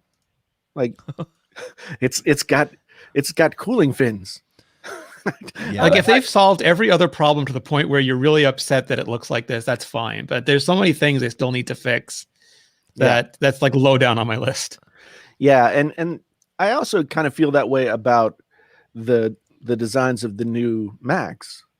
It's like when you're getting twice the performance overall of the machine that you had before, is it really that big a deal that it looks like the one that came before. Dave 2D lost it on his video. It was so great. He's like, "You're complaining about the bezels. You're getting twice the battery life, and you're complaining about the bezels. I don't understand." See, Dave is another one of those, like, you don't know that he's like dropping a house on you because he's but he's Canadian. But he often does. He often just brings the heat, and I love that about him because he's always very smart about what he says and delivers it in such a way that it's really hard to argue with what he's saying. And I agree totally. Yes, novelty is cool. Having something new that doesn't look like the thing before is exciting for like a week. And then you use the thing. And yeah, your brain resets and it's normal. And then like that's the worst thing about brains. Yeah. Yeah. They adapt too quickly. I'm gonna think that Big Sur looks normal in a week, and I already ate myself. Yeah, I'm almost kind of there already because I put it on this machine sometime, midweek last week or Thursday, whenever they released it, and I'm still finding little things that I like, but I've got some complaints too. The new calendar like notification thing, having to like zoom in on that little crosshair and exit out, as opposed to however it happened before, that was totally natural. I'm mad, but it's okay. Good question, actually, from Franklin here. Maybe Renee can give us some insight here. Notch. I know some people were at. Yeah, I mean, this to me is like no offense to Franklin at all, but this to me is like they're all terrible. Like if you give me a hole punch, it's terrible. If you give me a chucher that makes the mechanical camera come up and down, it's terrible. If you give me a huge forehead, it's terrible. I hate them all. So I refuse to like be angry about the Notch until we have under display everything. But the basic thing is Apple's not doing a single camera. They're doing an array of infrared dot projectors, scanners, RGB cameras. There's like 5 things under there. They'd have to have 5 hole punches. It would look like a spider. Everyone's trichnophobia would be like at the extreme. But have you heard anything on your end for people that you might know or this and that? Because I haven't seen anything in the rumor mill or anything like that. It has Apple. Is that on a list to make that smaller? Yeah, I mean, when technology allows, they'll get rid of it completely. But like if it and again, I don't mean to be rude to anybody, but like that's so low down on my list of things that annoy me about phones these days because they're all compromised. If you put a hole punch in it, you can't use a pixel space around that hole punch. It's dead space. And if you have a huge forehead, there's nothing in it. So everyone picks the thing that they like best. And I'm okay with all of them because like you just can't get around the technology yet. Mm-hmm. Yeah, to me, like I look at the iPhone at this point and I don't see the notch. Yeah. It's like a design feature. For me, it's in line with the icon, so it doesn't really affect. And it's the same way as, for example, with the single hole up here, because along that line, like that's where notifications or icons would be, right? So that's and the if space. it was reversed, if Samsung had huge notches and Google had huge notches and Apple had hole punches, it'd be the other way around. They'd be like, "How come your hole punches are so ugly looking?" And you'd be like, "Look at your notch, dude." And it's like what you like, you take as normal, and what you don't like, you take as abhorrent. Humans are weird. It's really bizarre. But one of the worst hot takes I read about that this week was Androids have managed to make it down to a single hole punch, and I'm thinking, no, it's not even remotely the same technology, right? Like it's just a camera. Face ID is just miles above everybody else. I mean, the closest that Android came to it, and Google gave up on it, was Soli, right? So and they put a forehead over it instead of making a notch, and that's a choice. Yeah, but like, at least Google said that we're not done with Soli, but I mean, well, I mean, how many times has Google dropped something and said that? Well, there's a whole website dedicated to that, right? Exactly. So, you mean like free photo storage? Yeah. Oh my God, that. Yeah. I mean, it doesn't affect me because I pay for 2 terabytes original quality. Why? My speaker's talking to me. Hold on. Do you know how many photos of Starbucks cups Viper's going to lose if Google starts charging for? Oh man, what are you going to do? How are you going to choose the ones to keep? And apparently, pixels 1 through 5, you will continue to have unlimited. But they didn't say anything about Pixel 6 and beyond. For a year. Is it only for a year? Yeah, and then they're getting chucked in the bin as well. Oh my God. So I think I wanted to talk about Joseph Hardison's comment here, that Gen X folks look at technology totally different than other generations, and I think he has a really good point in the sense that Gen X folks grew up when there was no personal computing, no nothing, and then there was Atari, and then and we The grew Apple up. II. Yeah, I know, we grew up like at the same time as technology progressed to where we are now. Mm-hmm. So it's a much wider scope of view. It's like our Then- grandparents with cars and airplanes. They started off with none of that, and then in their lifetime they got to modern cars and planes. I know. And you know what, my grandparents like just always loved their cars. I have And- friends with grandparents who were never on a plane and never in a car. It's amazing, like especially if they come from older European countries, they just never took a liking to those things. Well, it is Canada. I mean, but no, I mean, I think it's true. In looking at these new Macs, I've talked about the fact that I remember when we went from PowerPC chips, and then the iMac came out, and then they went to Intel. Like, I remember in real time, like the John Scully beige box years, and Yeah. seeing what Apple has become now, and now they're if all the benchmarks and all the real world tests and all that kind of thing show out what we think we've got with this new Apple Silicon, this is like the difference between, taking a Zeppelin and taking a jet airplane. I would have loved to see Viper during the John Scully years. He'd be like, John Scully, you're putting these beige boxes in Sears. What's the matter with you? Look at these things. And they were terrible. They were so Yeah. terrible. Like, I was learning graphic design at the time where those were the machines that we had. Quark Express. Quark Express, baby. Yeah. Oh man, I used Quark Express all the way up to when I was working at my hometown newspaper in 2005, when I left and came up here. And then the next thing I knew, I hadn't used any graphic design programs for a few years. And then there's InDesign, and I'm like, Yeah, what the InDesign hell is took over the world. InDesign? yeah. So, but yeah, I mean, it's such an interesting thing. People think like, oh, you're old, you don't understand technology. But the fact of the matter is, I mean, there are plenty of people in the Gen X range who couldn't give two craps about technology. And so, yeah, But kids are making TikTok videos that are more sophisticated than the movies we had when we were kids. So, I mean, the world Yeah. changes. I know. I'm like, how do you go through those walls like that? But You just it- jumped and suddenly you were wearing a tennis outfit. I don't understand. wait, it seems like the way that I see that used most often is like the girl jumps and then she comes down in like a very loose fitting t-shirt. I don't know. TikTok, or at least what shows up in Instagram of TikTok on my Instagram, like, they must think that I am the biggest pervert in the world, and I've given them no reason to think that. But Oh, you slowed down your scrolling. You slowed down your scrolling, and that's enough of a signal for them.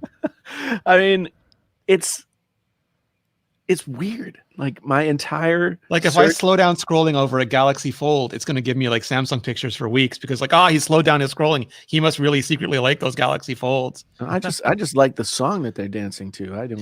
Viper, care can you otherwise. tell me your personal feelings about Instagram blocking the Instagram app from M1 Max? How do you feel about that? What? The what?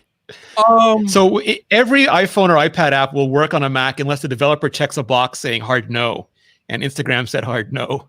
Well, Renee, you were talking about the same company who does not, as of yet, 10 years in, have a dedicated iPad app. So can we So- really like so even dumb. take it seriously at this point? I mean, seriously.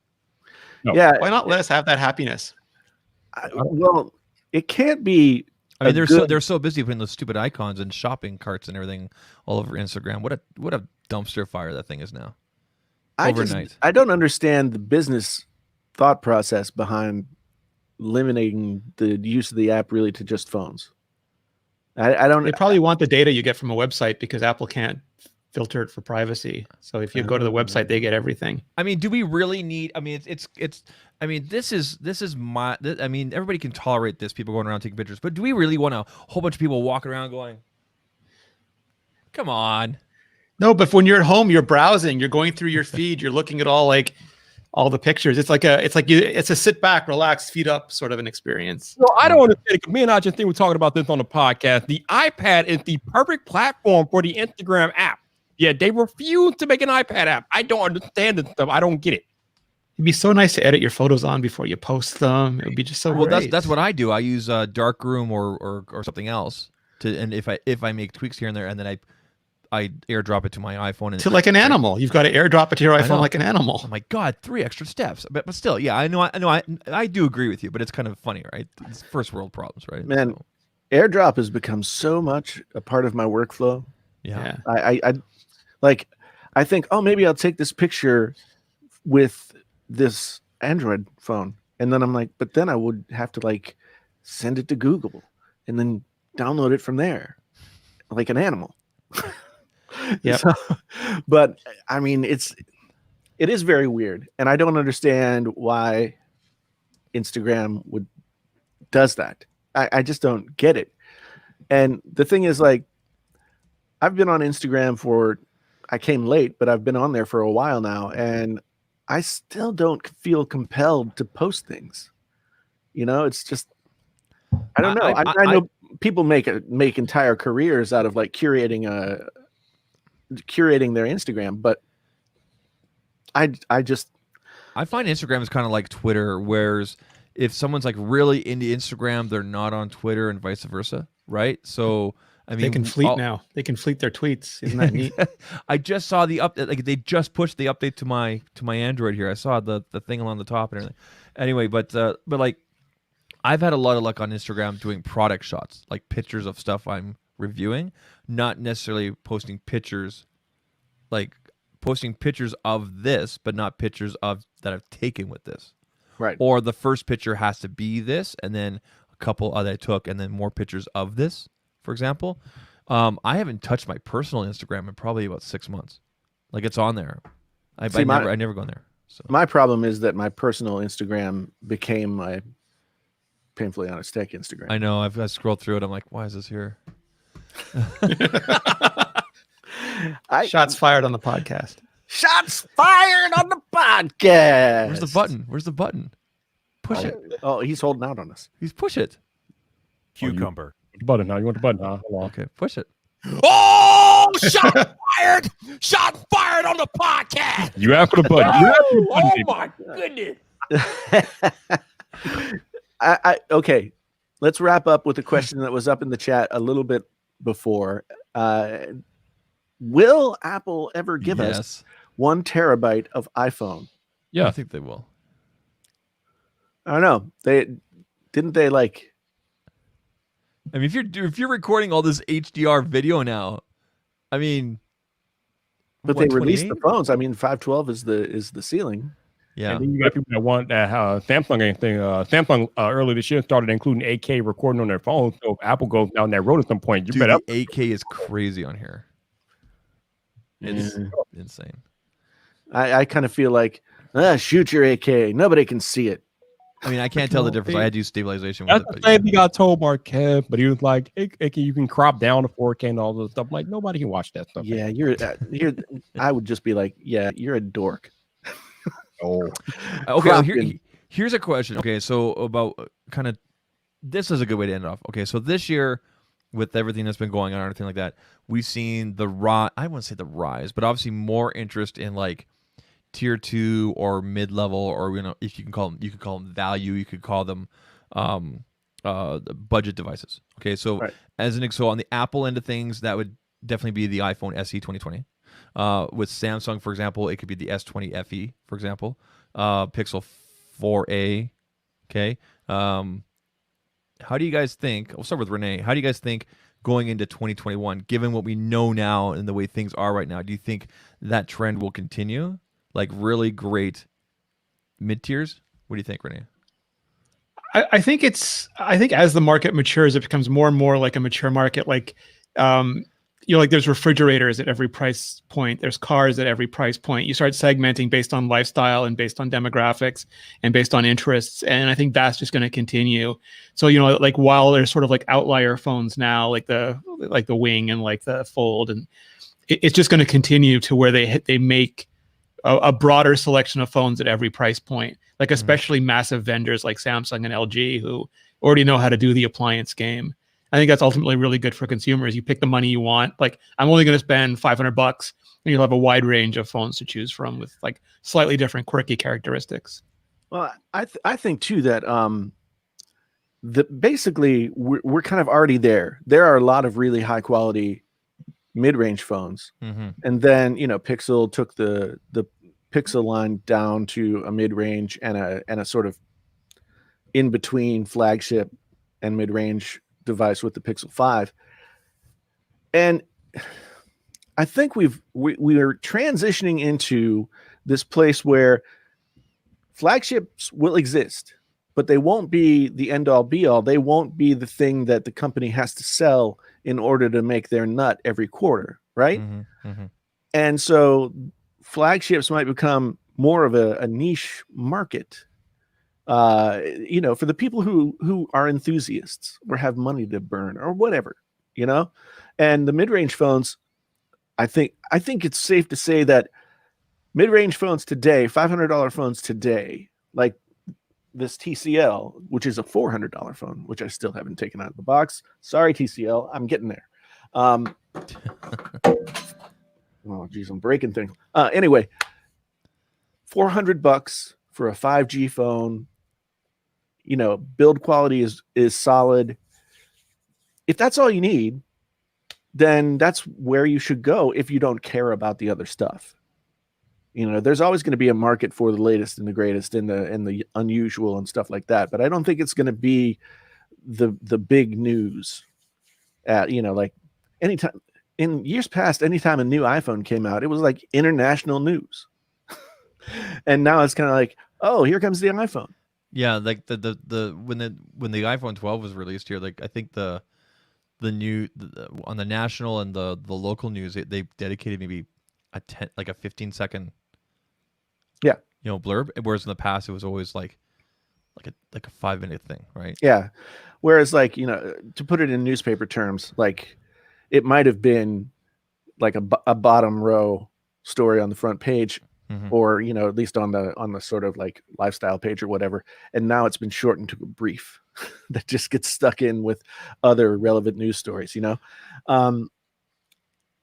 I think that it's all going to be there. I think that the biggest number of people will buy the more budget style phones, which is one of those reasons why, I mean, I'm picking on Alan. I've done it before. But, I could have picked on, I think, Franklin, anybody else. Talking about price. So he's like, yeah, they'll give you a terabyte of iPhone for $1,000 or $999, $10,000.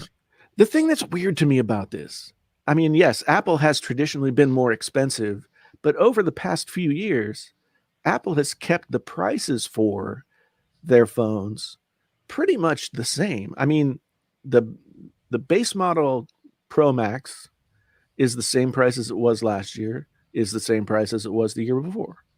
And the same thing with the baseline Pro, since the iPhone 10, it's been $1,000.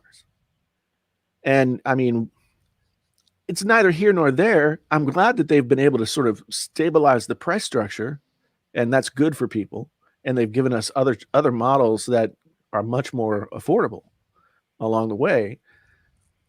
But for me, this is one of those arguments that people have, like Renee was talking about before. It doesn't seem like anybody went crazy at Samsung when they took the S20 line from $700 to start to $1,000 to start, and topping out over $1,400 to spec up the S20 Ultra. Right? We complained about that. We complained about it plenty. Oh, I mean, we did, but yeah.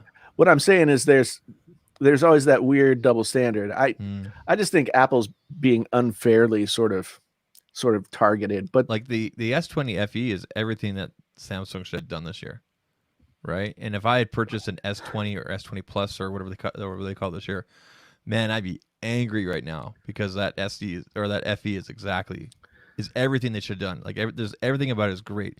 I would almost, if I had to pick between the Ultra and that, I would almost pick that because of the flat screen, and the camera is just as good as well.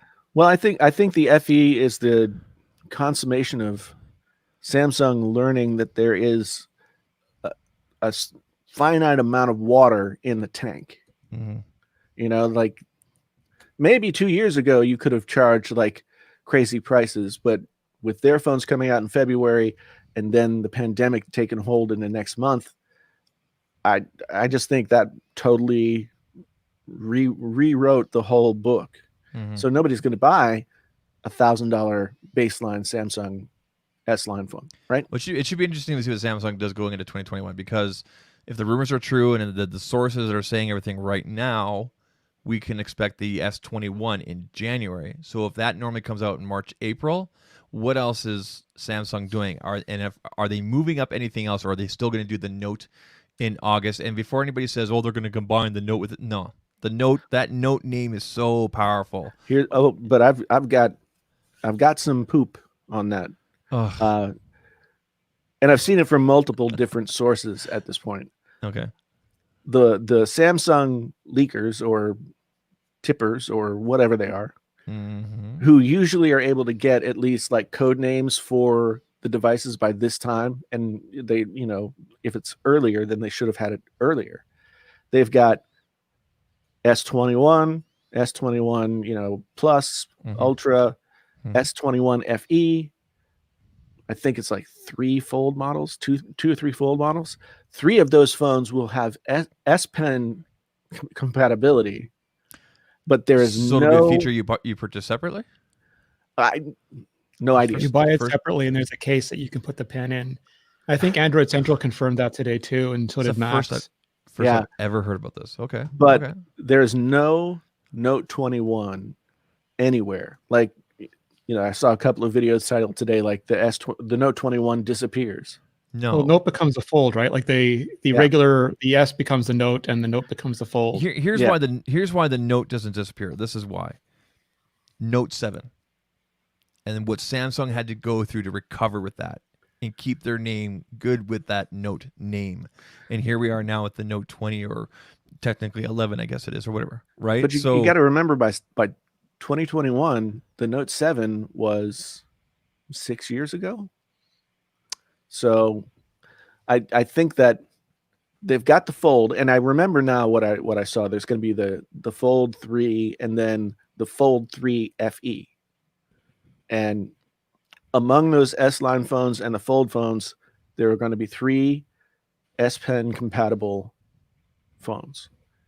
I think that right now Samsung has a little bit of a blockage in their product line at the high end, and there's just not enough difference between the Note and the S phones.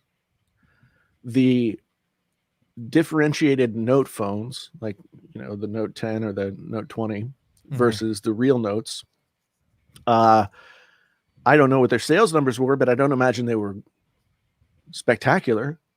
So I think Samsung is looking at the fact that they want to push the Fold into the mainstream, and the S line sells probably the most out of all their flagship phones, and the Note is the monkey in the middle, right? It's just going to get squeezed out, which it makes sense to me. And as much as I love the Note phone, if functionality that I love about the Note is then like brought over to other phones, and Samsung's lineup is simpler and, you know, has more. Less expensive for them. Not making it they've never.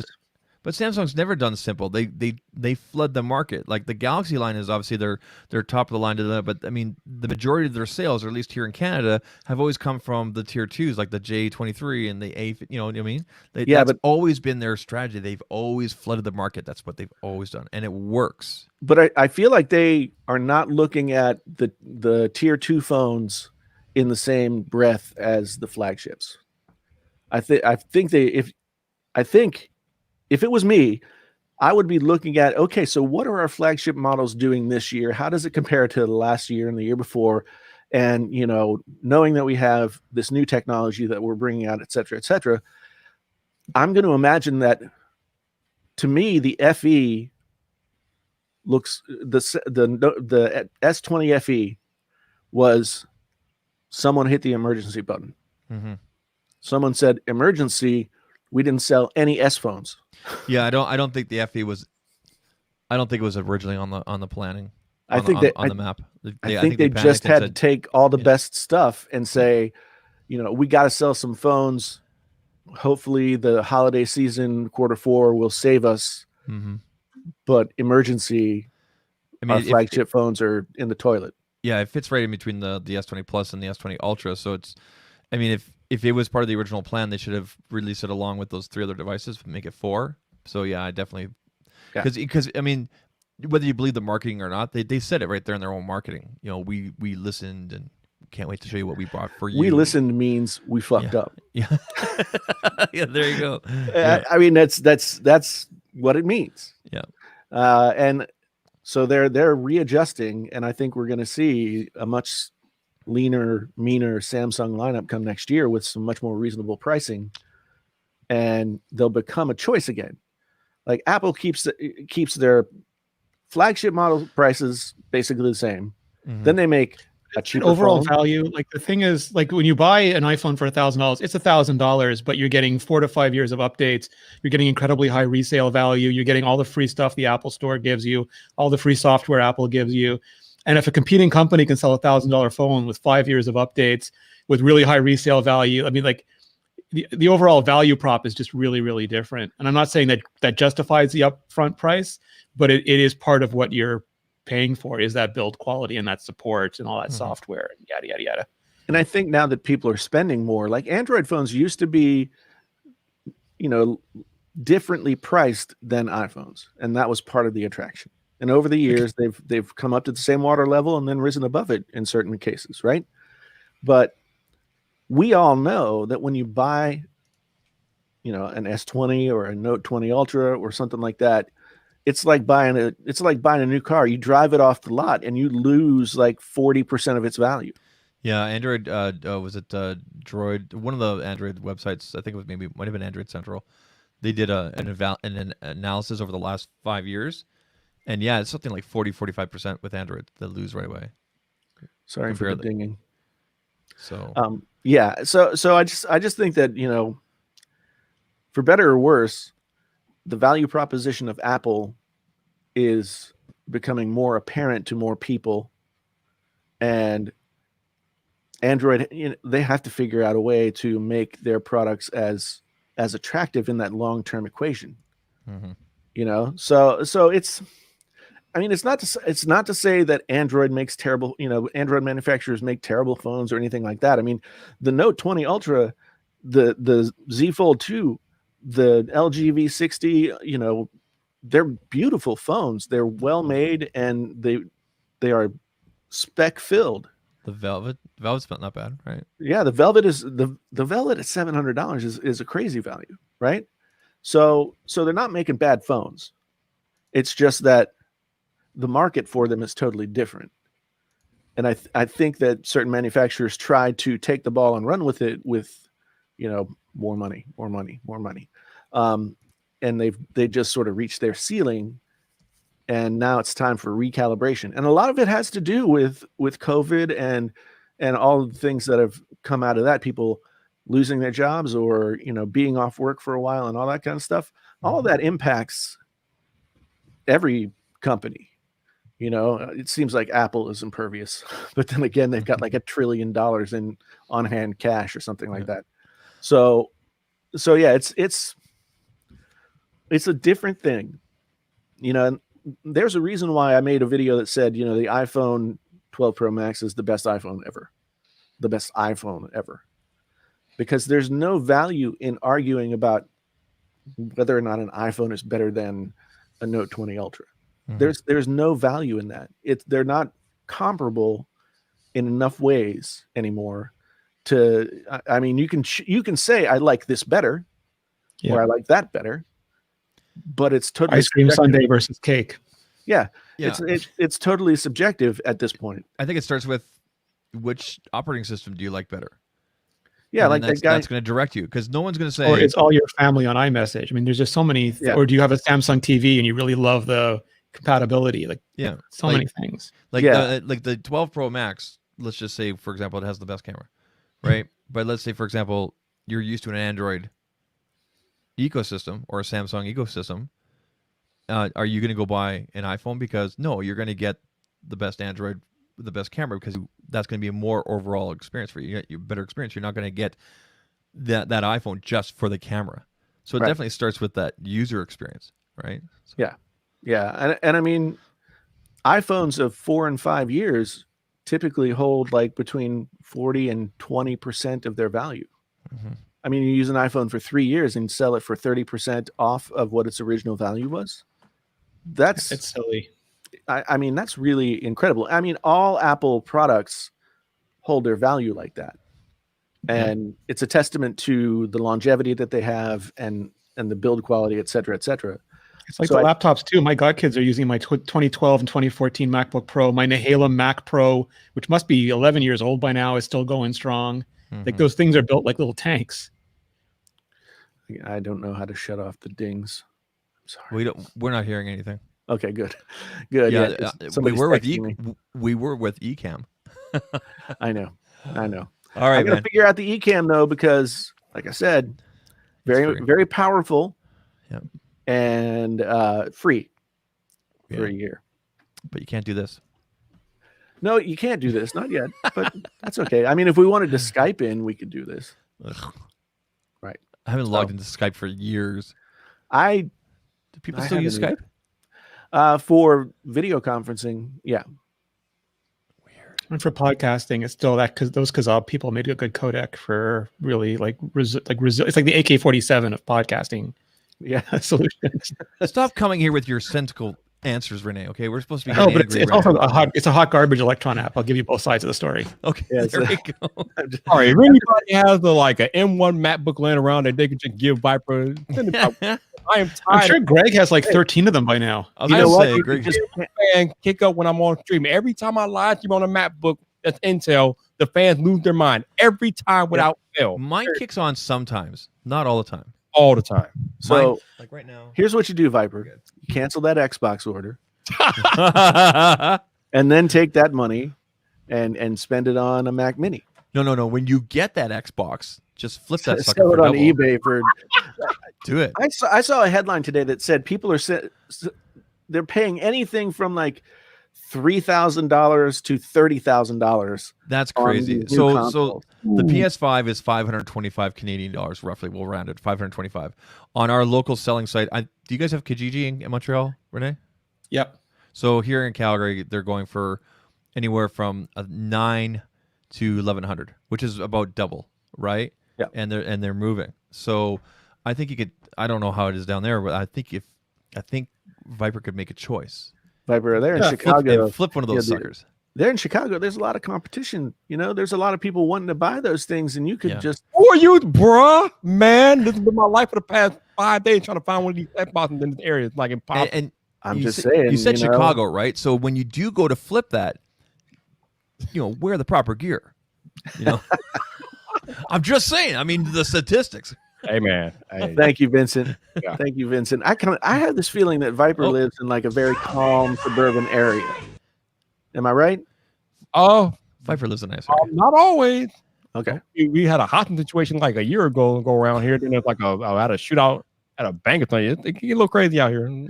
I The had, Viper just used its iPhone Max to knock the bullets back like Captain America. yeah. Viper's just like, I'm out here to get my Starbucks, my bay, and they got bullets flying everywhere. Bro, I'm just out here. I'm going home. I stay home. So I live on a suburban street in Iowa City, Iowa, right? Mhm. And 2 years ago or so, You made up that name. like 3 years ago, it was probably about 2 years ago, we had a shooting down the street, like literally 100 yards from my house. And then we had another shooting where then they started shooting at the cops, and the house across the street got a bullet through it. Whoa. So we have human trafficking down the street. That was taken care of a few months ago. that's good. You Yeah. know? Wow. I mean, if you can cut down the traffic, then it's easier to drive places. Human. Okay. Yeah.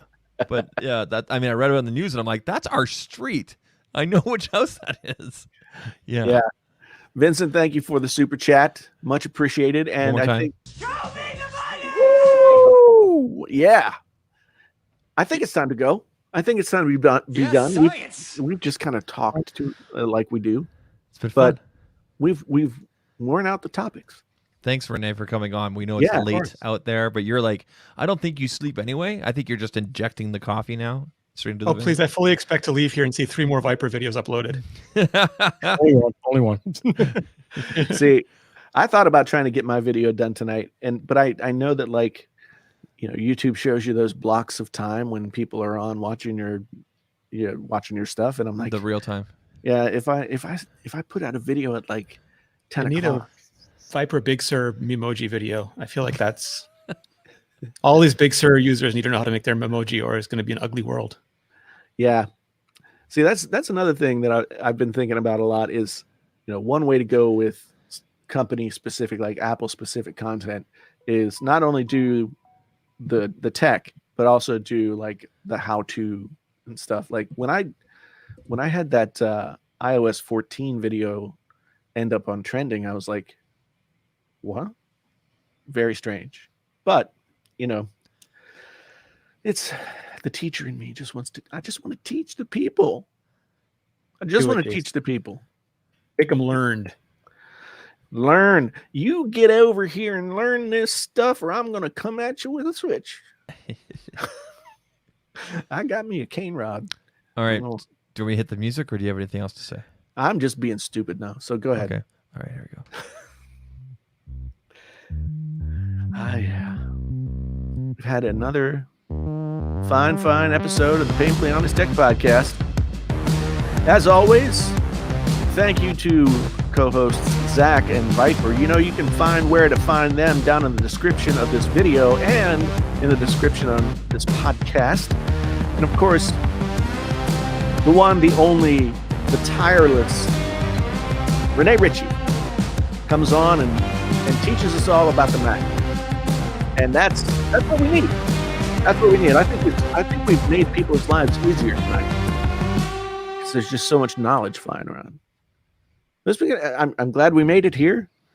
And yeah, so you guys, thank you for being here. I really do appreciate it. Once again, this is the Painfully Honest Tech Podcast. The podcast so honest it hurts. And until the next time, we are out.